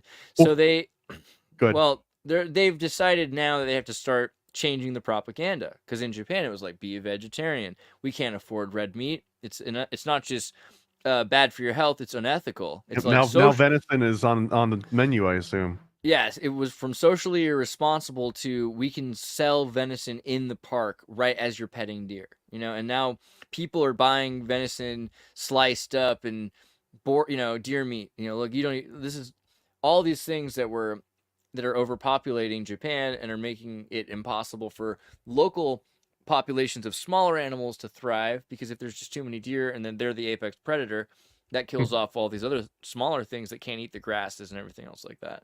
So it's actually the deer have decreased the population of other indigenous life. And like, all right, yeah, hunting's on. So I think that it's just like a temporal thing. Like we'll change based on what is right and wrong. And it was probably right for a lot of vegetarians to emerge and health freaks to emerge after the American industrialization of food epidemic. I mean, what we did to food, pounding weapons, swords into plowshares, had consequences, right? It's the weaponization of food did have consequences, and there was a reason we should say, wow, Wonder Bread, just because we can get it to everybody doesn't mean that we should get it to everybody. And I think that's yeah. Well, okay. I guess the thought that I had is that this actually plagued Walt Disney really bad, because after Bambi came out, that caused a national uproar of people that wanted to ban hunting deer, and they tried passing a whole bunch of regulations, and in the shortest amount of time, it's exactly what they found out was that, oh, this culling's actually important, and Disney had to be way more cognizant of how they were going to portray certain animals, and like, because they saw where the way they portrayed a cartoon, right? A cartoon that you don't even see it get killed on screen, but a cartoon gets theoretically killed in a movie. And now people are completely changing the ecosystems of the real country that they live in and causing like ramifications. And there's an interesting thought experiment that I won't go too much in a tangent, but if you did completely ban the culling of deer, then the deer essentially start competing with you. They start getting into the cornfields and the wheat fields, and now deer become like they will kill humans because they actually have like a more chance to just survive. So anyway, but I was gonna steer that into like, okay, the factory deer shall inherit farming. the earth, man. A lot of people are opposed. It seems like morally, ethically opposed to factory farming, where you just cram cows into like the smallest possible crate. But doesn't that also all go away if American farming focuses on mole crickets and cockroaches? Does anybody at all care if they're factory farming insects? So like, would you care? Well, so I mean, I would care in the sense that I wouldn't want to eat it, and from what the little bit I understand about it, may not be the most healthy food to get. What it reminds me of is the Snowpiercer movie. I mean, the series is interesting too, but even in the movie, you see it like, these cricket bars being created in the back of the train. Well, and they were actually Soylent Green was Snowpiercer. That was my takeaway, is that they were taking the people off the back of the train and feeding it to the rest of the back of the train, and that was what made it. So, and I guess that's kind of Raph is so innocent. Like, he's right? like, oh yeah, that makes sense. That was the whole, because if you pay attention to the very, very end, they kind of let you know that. But and that's when they talk about cricket powder. I mean, I think that's where everyone's mind should go. It's like, well, if they can turn crickets into protein powder, then that means they've probably gone through every other animal. If you think about, then just briefly before we go on, reincarnation, you'd have to think about all these people that didn't follow the proper Vedic lifestyle, and so what happens to you if you get downgraded and you become insects? And so this next generation is the Naraka Samsara hellscape for people that are being born into cricket bodies and being consumed rapidly by these, middle class alpha generation children.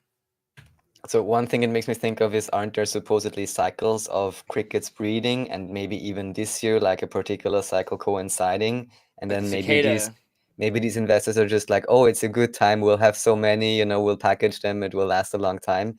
But John the Baptist ate crickets and locusts with honey, so like obviously he was cool. There's no reason that he's not cool. So also, I don't want to completely sidestep your question, Paranoid. So for me, I'm not sure if people would care about it. Maybe they would care less from this like emotional point of view. The other question is how many of them, maybe even because of the propaganda, would be, oh, I readily accept, I'd rather eat the crickets so I feel morally with more integrity than if I would be eating whatever red meat. The other question, of course, is how much meat consumption really is healthy, and if not, only reducing that ever so slightly may solve all kind of food scarcity issues. But the other thing, since we now spoke of Snowpiercer, one thing I never figured out, what's your take? And that's only in the, I mean, they play on it a little bit in the series because they like train new engineers to be in front of the train. But at the very end of Snowpiercer, don't you like have these children actually like fixing the engine because their hands are small enough or something like this? Like what is that? I always thought that was like a Freemasonic nod, that the whole thing of the train, like that's basically like the train is Freemasonry trying to keep civilization from just completely disintegrating under its own weight, and that the grand engineer is really the grand architect of masonry. And I guess the kids and their tiny little fingers, maybe that's a representation of like the innocence. Like those are the people that are still sort of innocent at heart, that can still be nimble and be able to operate on the actual mechanics of the system, right? Like the ones that can actually plan the foundation, and that everyone else that's been completely chiseled and grizzled and has like scabs and scars from the experience of having to go through that entire train, right? Like one of the premises is that you make your way up through the train, almost like it's a Logan's Run sort of situation. If you make it all the way to the end, then you get elevated, maybe. That's not really how it would work, though. Like you actually have to pluck the innocent children and have them be the ones that rule all this, because they won't be jaded either from living in the first class cabins or from like the back caboose kind of cabins, because either one of those would kind of corrupt the mind and not be able to focus on the grand architect or the grand engineering of just keeping society sort of on the tracks. But I guess the other premise of that movie too was that it was all a lie, right? That going outside was actually fine and they didn't need to keep in motion anymore. Right, maybe that was also part, yeah, because I now guess it mixed up with the series. But yeah, it's an interesting movie. What I loved about it so much is the nice set design, even in the series now, where every train is just so different and like it shows you nice the stratification of society. I kind of enjoyed that. Yeah, I was my mind blown when I saw that it was just about Soylent Green, essentially. We got a guy we like to check out. I don't know if you guys all watch his channel, Matthew Berman, but I like Matthew. I think he's a pretty interesting guy, and it's been interesting to watch his channel grow really fast, because he had like 20,000 subscribers, and then when AI hit, he just went hard, and he's doing some really great AI, both research but also experimentation. Like he's installing models, and he's a good person to pay attention to. He just like pumps up a model, tests it out, reviews it, kind of the way a game tester will test a game. He's testing AI models and seeing where things are going. And because he's doing that so much, he's had a pretty good look at where things are headed.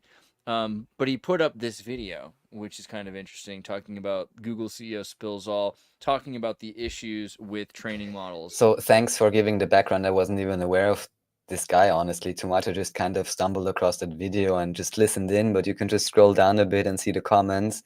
Maybe that's part of what is most revealing, because apparently this guy has been making predictions for some time. Yeah. Eric Schmidt, I believe previously he ran Novell, which was like more a 90s networking server company. That's really interesting, and I did not know that. Berman ran Novell, really? No. Eric Schmidt. Isn't that Eric Schmidt who's talking as Google CEO? Sorry, no. I thought you were. No. I thought you meant the guy in the bottom right who's reacting. No. Okay. Yeah. He worked at Novell. That makes sense. Okay, sure. Right, and then he switched over to Google, I guess, and there he's just. I don't even know exactly the details of what he's talking about here, but I just think it's funny because in the comments they're pointing out, this guy probably also never wrote a line of code in his life. This is the kind of management you don't want to have in an IT company, or type of line manager you don't want to have. And it's just kind of hilarious how always, or too often, those guys seem to come out on top. Of course, understandably to some extent, but also like, well, if you wanted really good products and real vision, you would want someone who actually understands, what the lower downs are I doing don't actually, right? know, because it's like, again, with the whole con artist thing, like maybe if you put him in the And we get linebacker quite a few of position, those. you know what I mean? Like, it's a football game, and some Hey, people I've got have an their part. Irish exit on you guys. I love you both. Everything you Oh, guys do, I love you both. And I'm glad oh that you man, got your mic fixed. we You've were got the about voice of the Thank angel, you. Raph. we were about to Mr. Beast, but that's okay. Parent American, I'll see you later. Love you, bro. Peace. Okay. All right. Well, we'll get to the Mr. Beast now that he's gone. But is there anything else you wanted to say about this situation? No, just I found it's hilarious. I'll listen to it back properly, but basically it also seems people pointing out that this guy's been talking about stuff for years and never properly predicted anything. So, yeah. All right. Fair enough.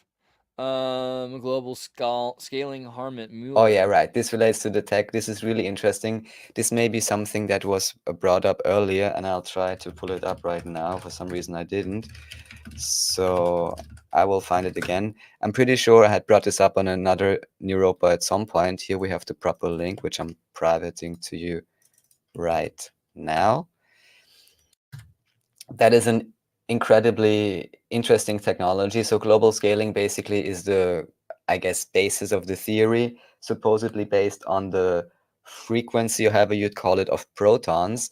I can't exactly verify the veracity of that aspect, but the basic principle seems to be correct. It's related to scalar waves, which is also associated, of course, with Tesla, Lakhovsky, and some others. I always like, there are, to say it properly, I believe ones are called linear waves and the other ones maybe are longitudinal waves, something along those lines. And I always like to call it like the space behind the space, meaning that these are types of waves that don't need to travel through the wall or whatever, like they're completely unhindered. Somewhat makes you think of these Star Trek communicators, maybe even better than that. And Hartmut Müller, this was maybe already 20 years ago. Here he was born in 1954. Maybe it says in the description. So he studied till 79. Yeah, and this demonstration was on October, imagine this, October 27th, 2001. And what he's basically doing here is he's picking up a phone somewhere in Germany at a university, and he's having a phone call with a university in Moscow, I believe, or in Petersburg, somewhere in Russia, which is interesting because oftentimes you actually do find Russian researchers, not only with new chronology like Fomenko and Nosovsky, but also in the realms of scalar technology and frequency technology. They seem to have a knack for that, or more support, or a more liberal environment, I'm not sure. But anyways, the point being that this phone call works without any carrier, without any, how do you call it, network station, balloon, satellite, however you would want to call it, undersea cable. But it works through this concept called global scaling. Maybe it is related to some type of quantum effects, or however you would call it. I can't explain it any better than that. But basically, you would have the possibility to do calls without needing any infrastructure. And of course, that completely dismantles any capacity for centralized control. And of course, also would make it much more difficult to charge for it. If everyone would just, imagine you just have a phone, it doesn't need a cell phone tower or anything. It can just connect anywhere. And I believe he even claims this could be used underwater and so on. And there, I would actually open up the question to what extent it could even be used today, but only in classified projects. I've shown you this silent film, Eve's Wireless, right? You know about I this want one? to know, but please, let's see. So Eve comes walking down the street, and then she needs to make a telephone call. So she brings her little portable phone, and she attaches it to the conduit here. Right? You have to That makes sense. That's as everybody does, And once you got the wire up, it's Eve's portable wireless phone. And won't hubby have a time when he has to carry one? Well, she opens up the umbrella, and the umbrella has, kind of a wire to it. 1922. 1922, yes. And then, so now you've got an operator. She reaches out into the line. Hello, yes, is there operator? Yes, this is the operator. I'm the operator. Which line would you like to connect to? Well, this is Jennifer 41. Please connect me with, Edelberry 42, right? Which is because the way numbers worked at that time is you have the call sign would be the first two letters, and then the letters would eventually become numbers when they started to stack them, right?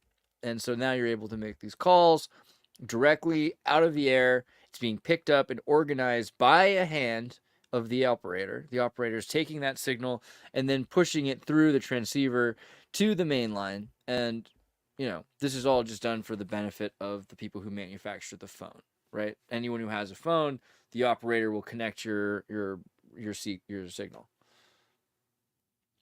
Right, but the premise for this technology would still be that there would be a carrier or a cell phone tower or something, right? Not necessarily. I mean, you've got You just now need that a you've got fire hydrant. yeah, now that Water hydrant. you've got a field, you've got EMF field, and so anything can ride and bounce with the existing EMF fields. I mean, towers are more useful if you're trying to change the frequency. So if you're trying to make boosters, and a lot of the time we think of radio, but electromagnetic radiation could also be sent for powering things. So like wireless transceivers for bringing electricity or increasing ionic activity. If you wanted to have electromagnetic crafts, you could use those towers. I think that's like the most practical use of those, why they haven't torn them down, right? Because you could actually use them for high-powered crafts. You could have electric cars that were all powered by those things. Flying cars. By cell phone towers, you mean? Yeah. That's what they're practical for.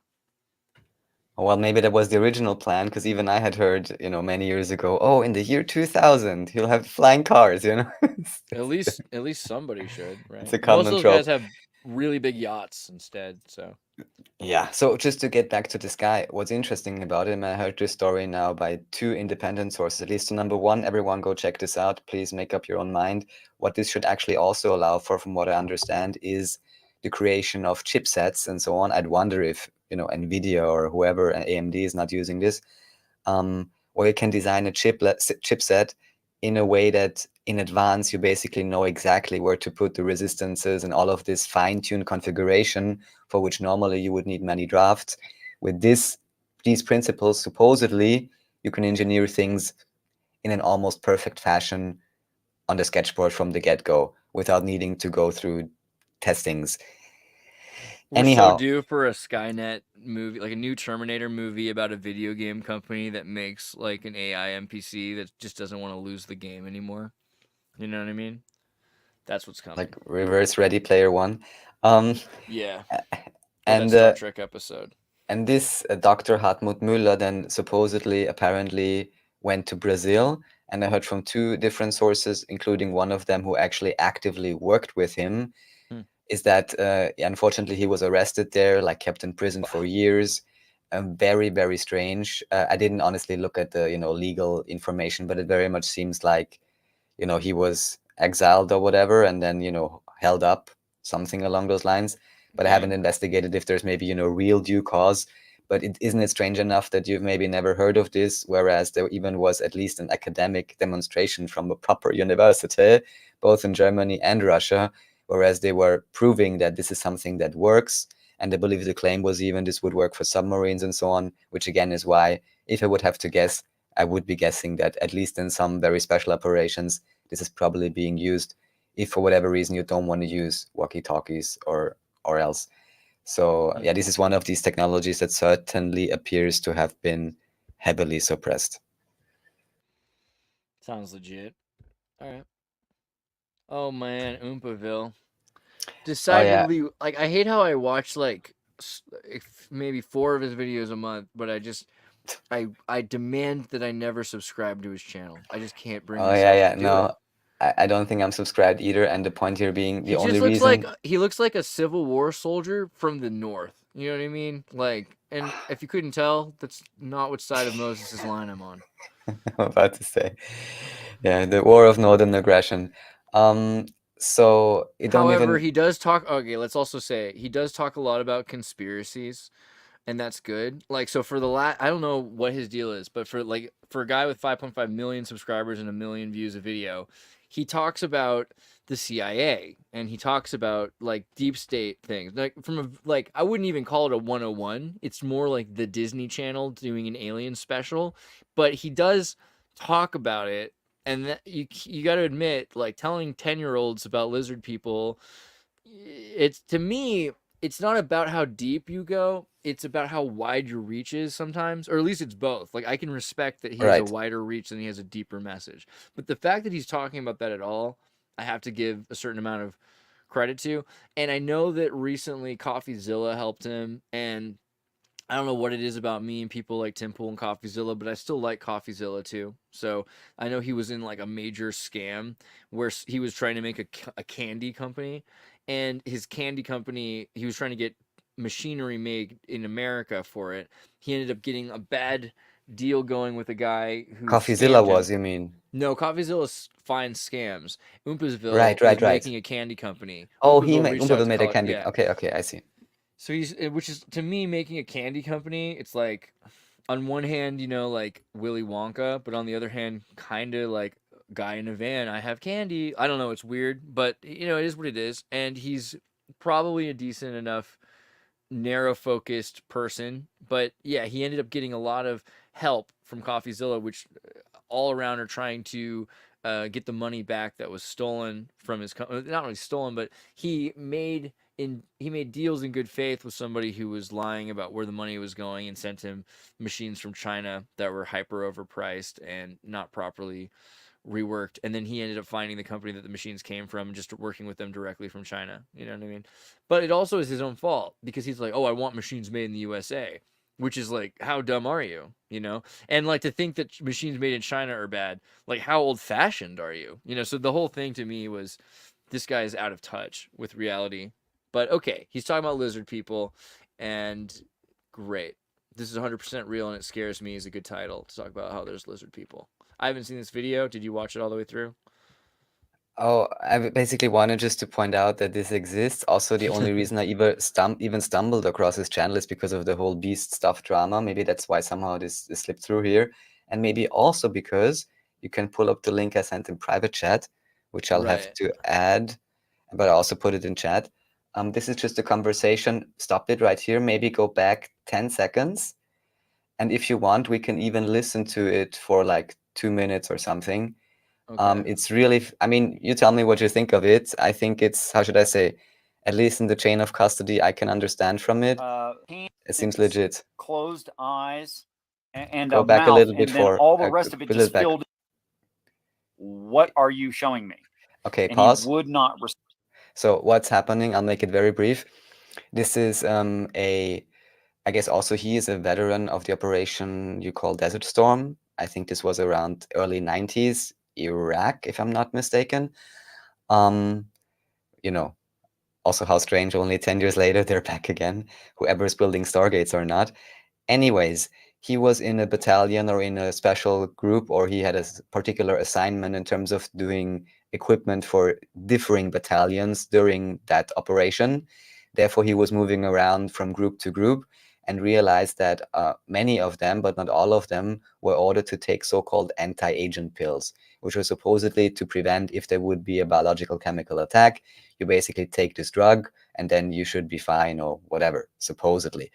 However, he noticed that the different groups or battalions, or how you would call them, have different regimen for taking this particular drug, is the proper term, right? And then he said, well, since they're not even among themselves or know exactly what they're doing, apparently, I'll just skip on that particular substance. And then he came back to the US and had a good friend who had taken these anti-agent pills. And understandably, especially maybe after a war, also because, of course, many of these men are quite young, they may want to think of starting a family.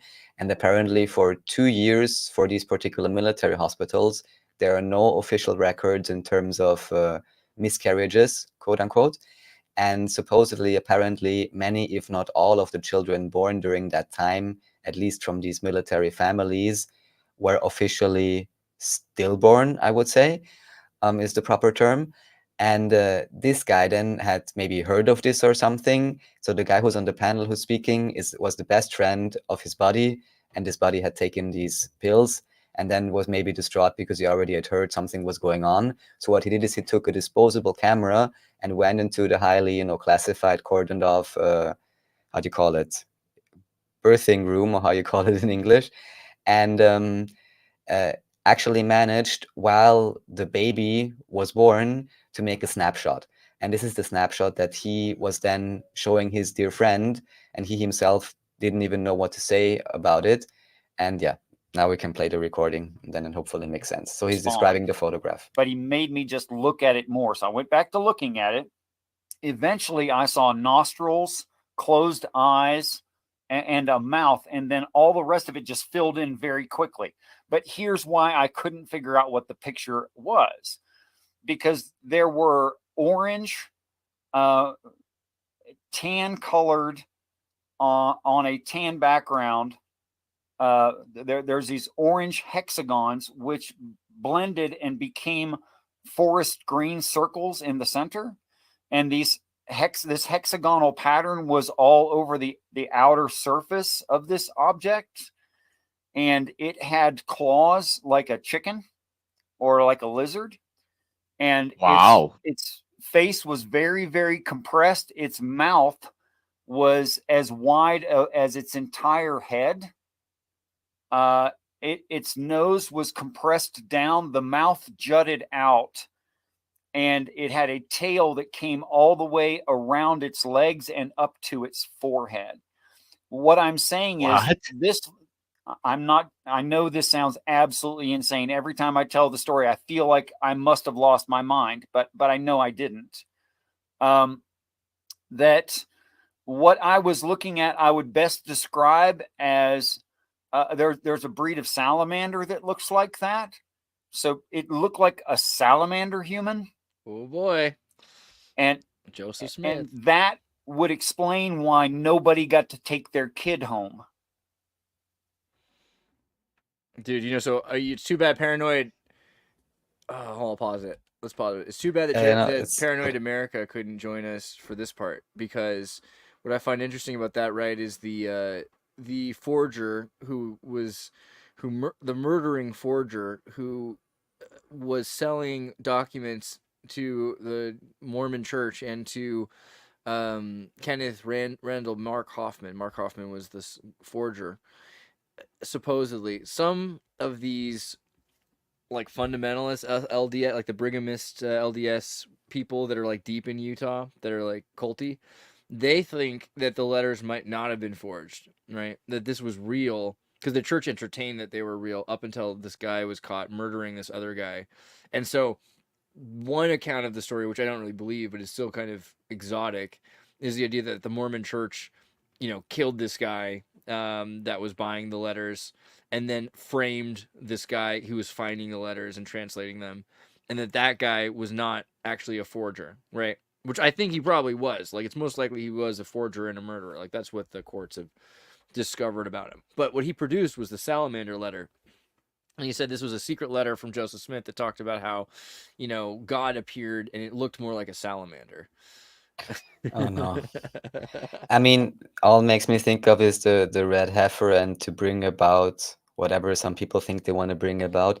Later in that recording, I had posted the link also in the chat, I briefly ask something, but then he answers basically because maybe how this could come about or what this could be.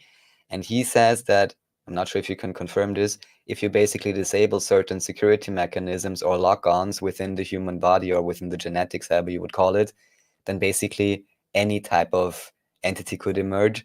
What it made me think of immediately, first of all, why always this lizard stuff, you know, makes you think of Ike, but also better than lizards, amphibians, man. Star Trek, if you go above warp 9.9 and everyone starts turning into lizards. Also, like, why lizards? Or, you know, like, or again, amphibians. So I think the thing is, it's really all about the amphibians. Like, people think it's all about the lizards, but the lizard, like avians are reptiles, right? So everyone's like, oh, there's so many different kinds of things, but there's just a little bit of nuance, because avians are lizard people. Like, they're just birds or lizards. So really, it's all about the amphibians. The amphibians are the emerging quality between water and land. So okay.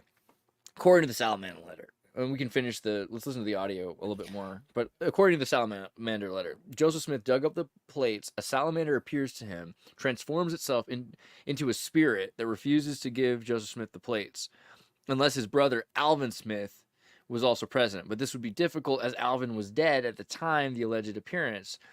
Right? So this might be about like the golden plates having to do with like Alvin's grave dug up by the family to use Alvin's remains in a magical ceremony. Yeah. there's a whole bunch of texts to it also that are available about this idea. I just think it's interesting that it'd be an amphibian lizard.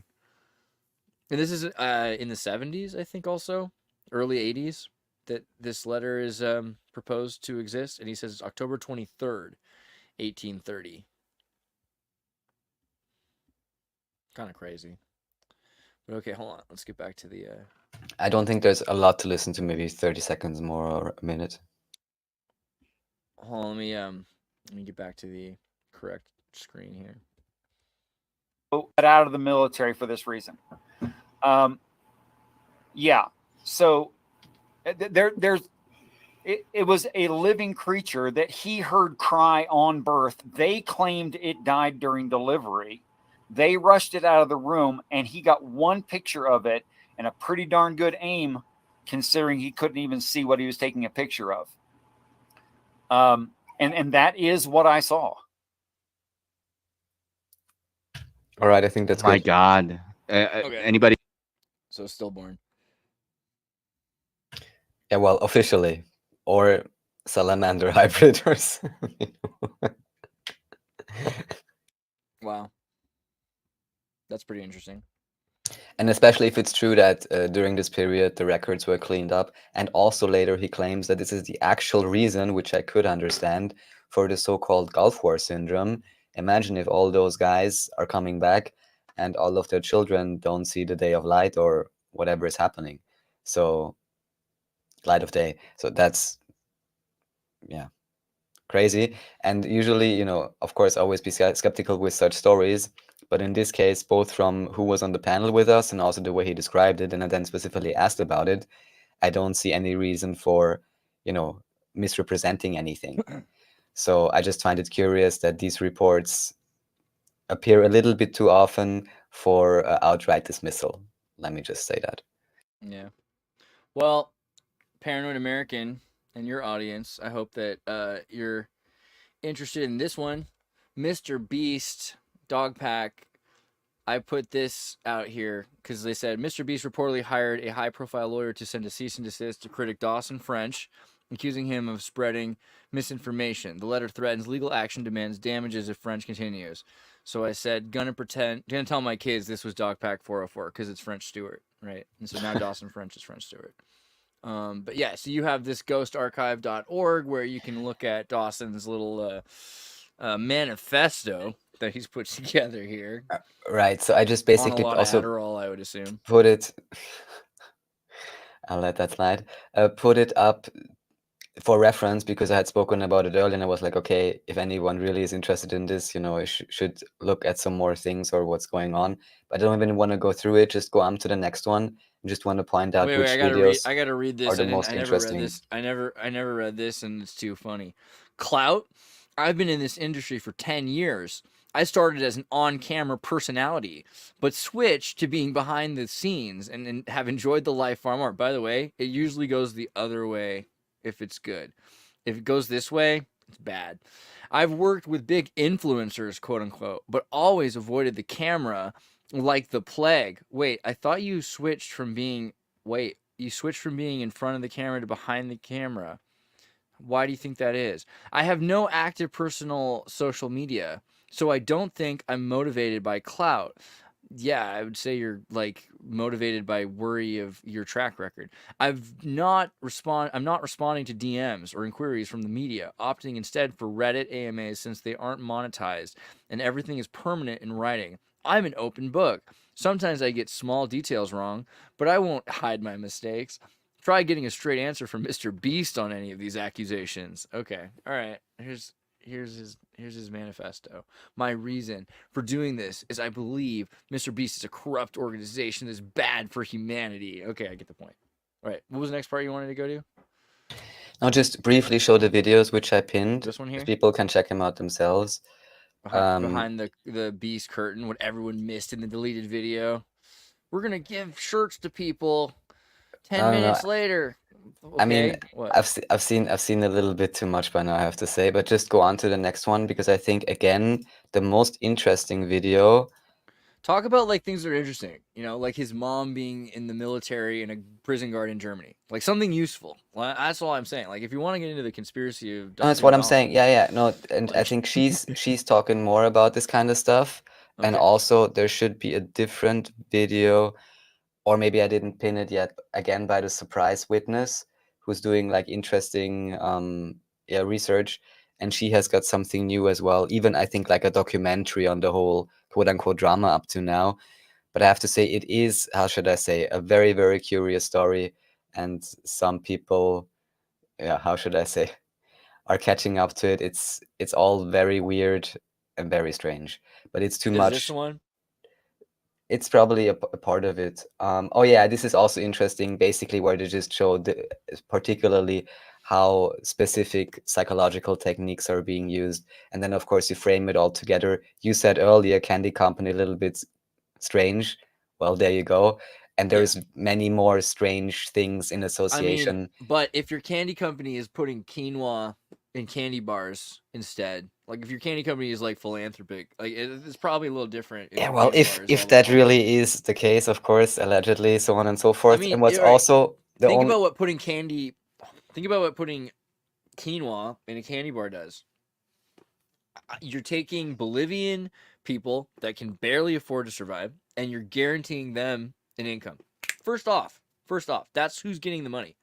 Now, you're selling candy bars, so you don't even have to worry about your market. You know, like the kids are gonna buy it. It's freaking candy. So now you can put in whatever you want. You can except put that many people said it poison, doesn't you taste can good, put but hormones. Yeah, because it's quinoa.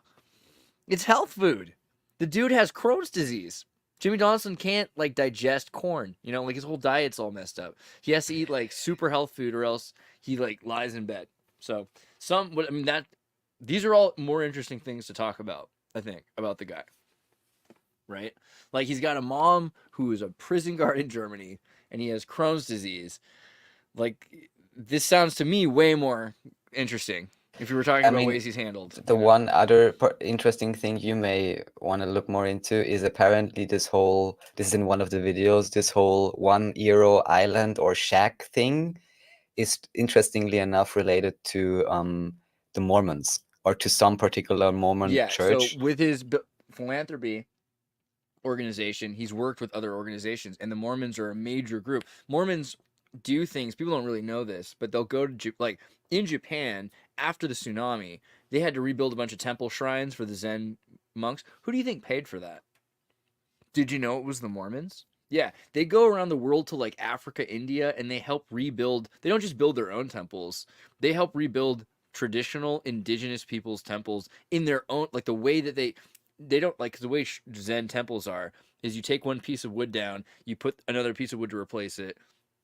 It's exactly identical to the way it was 1,000 years ago, just with new pieces of wood replacing the deck.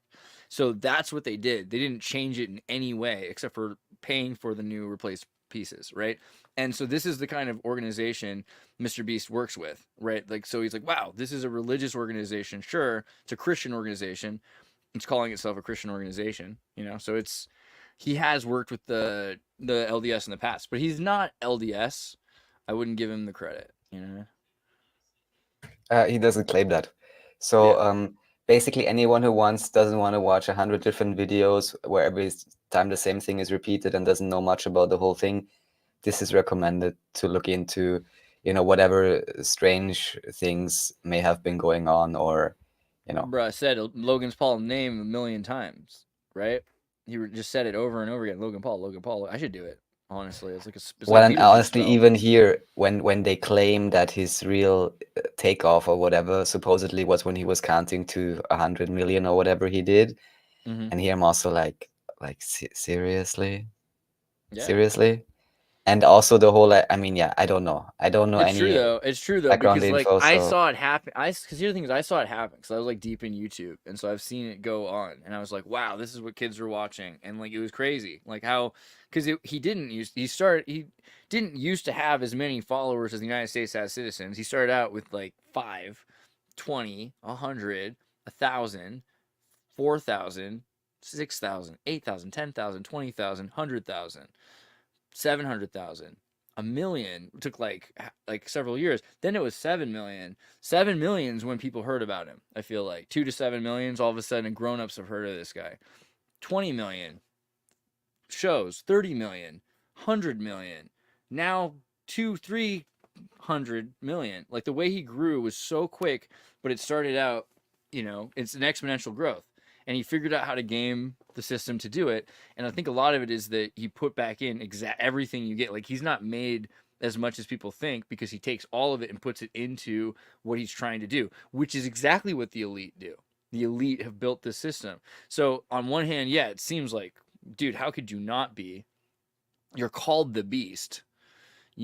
But also his name is, which in itself should be a red flag, but all right. Maybe or not. Maybe that means the opposite. Maybe that means he's St. James. Because we live in an inverted world, man. I'd allow myself to doubt that, but we don't need to dwell on it. But anyhow, that's the, let's say, shortcut documentary to anyone who doesn't want to waste hours on this I think you're right that everyone should critically dig as deep as possible. And also, really, it's not about to hate on anyone. It's just if you look at all the background connections and so on, and the strange thing, like we mentioned, that his mom was a prison warden. She has complete control over the accounts and everything. It's a little bit strange. Oh, and also he says, by the way, which is not a red flag at all, he literally claims, I have no childhood memories up to the age of 10. I won't comment further on this. But anyhow, it's a messed up thing. And then it's just a question, is that really the thing you want to put in front of, the entire US population, but all of them below the age of, I don't know, 14 or 12 or God knows. Yeah. Aside from, the main things that I mean, look at your other examples, though. Look, do you want this guy? I mean, look, I watch Charlie and all, but I don't think that Charlie's a great example. Of course, they're putting him on the top. You want Asmongold? you want Asmongold?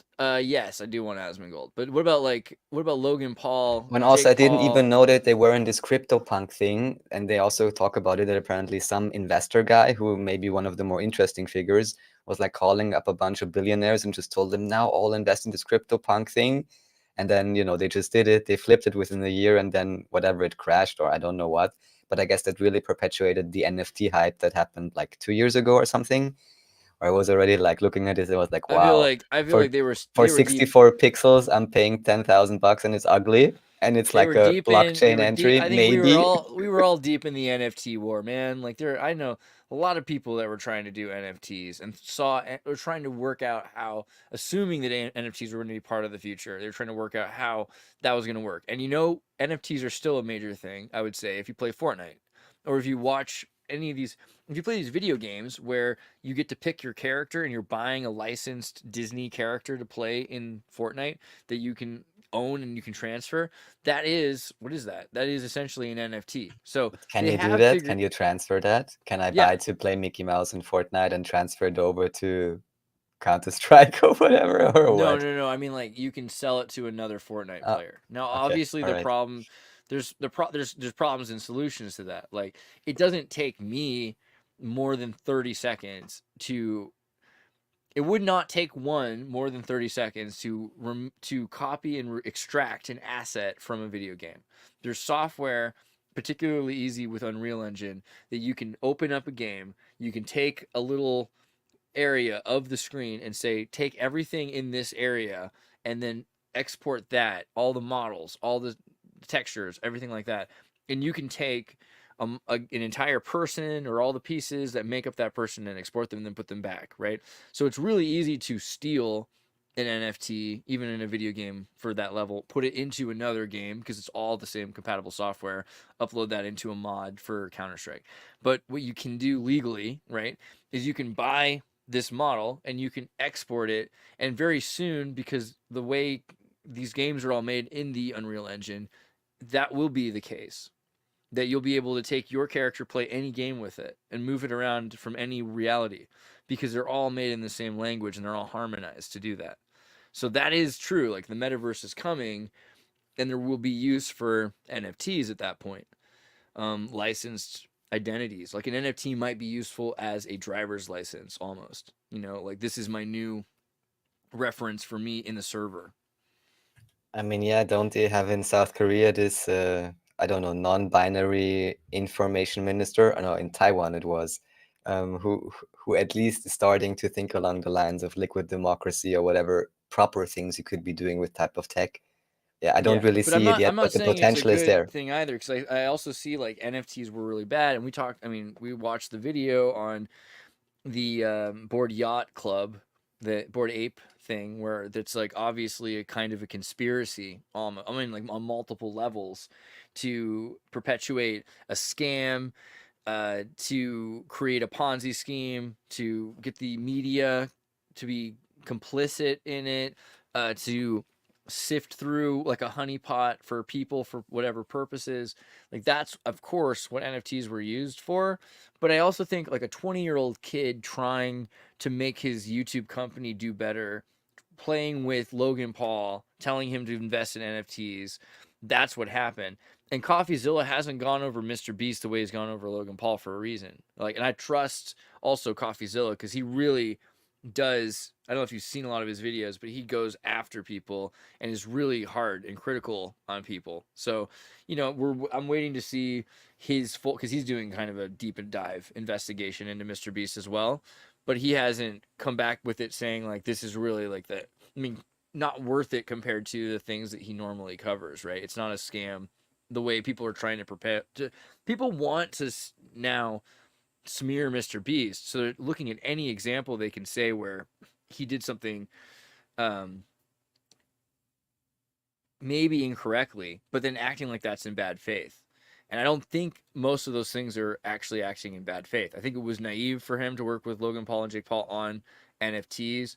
I think it was naive of him to do his contest without somebody at first when he's 20, like watching over them, like being in charge, which now he has oversight over all these things. But I think it will also be interesting to see what he does now that he's almost 30, right? Because he's really young, right? Like a lot of he's younger than Patrick Bateman.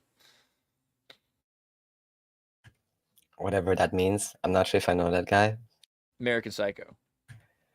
Patrick Bateman's 27. That's how old Michelangelo was when Michelangelo was 23 when he built the Pietà, right? Yeah, so, like, supposedly like Manly Palmer Hall was 26 when he wrote The Secret Teachings of All Ages, supposedly. These are benchmarks. Indeed, they are. Let me see. So either we can just save the rest for next time, because we're already at 2 hours. Did you want to do any? Is there anything that sticks out to you, Andrew Taint or Fiji Water? Well, here I just wanted to point out the 1.9 million. Why can't it be 2 or 20? But it looks like a 19 to me, but just saying. Fair enough. Actually, Julia posted this, and it's maybe a real thing or whatever, and anyhow, I don't know any bottled water I could really recommend. Learn about proper filtration. But yeah, there's really like Fiji when I was younger. There's a few things. Yeah, we have the Honeywell kitchen computer, but that's also more fun maybe to talk about a little bit more, and a few more conspiracy things. But what I'd say is we just keep that for next time. We don't overextend now. Oh yeah, this is definitely great to check out. Mushik Yan, he wrote an amazing book called The Hexagonal Water Puzzle, or The Water Puzzle, and he's explaining the different types of how, I should say it correctly now, how water molecules can bind together in different ways. And it's like one of the foundations even for this term, which everyone has heard of, hexagonal water. But if you want to know like the background or the actual guy, like maybe, Fomenko type, in this case not Russian, but South Korean, who actually laid the groundwork for all of this, definitely welcome to check it out. And also, I believe this was the website. I think now it worked, but for quite some time, hexagonalwater.com, I could not post that on Facebook. It just wouldn't work. Like literally just wouldn't post. I even made screenshots of it. Shady. Now, last time I tried, it worked. So yeah, maybe that's a good high note to end on, because all the other stuff again is deep stuff. Maybe we want to have more time to talk about. Thank you for winging it while I had to fix my audio. I hope, I'll continue like that. And yeah, thank you, Andreas. And thanks everyone for joining. Go to commency.at, check out the log, enjoy the show. We'll see you later for 8 p.m. Peace. Thanks, this everyone. Next story has been suppressed by mainstream media. Let's go to Andreas for more. Everybody, tune in to Recent Tartarians. Recent Tartarians.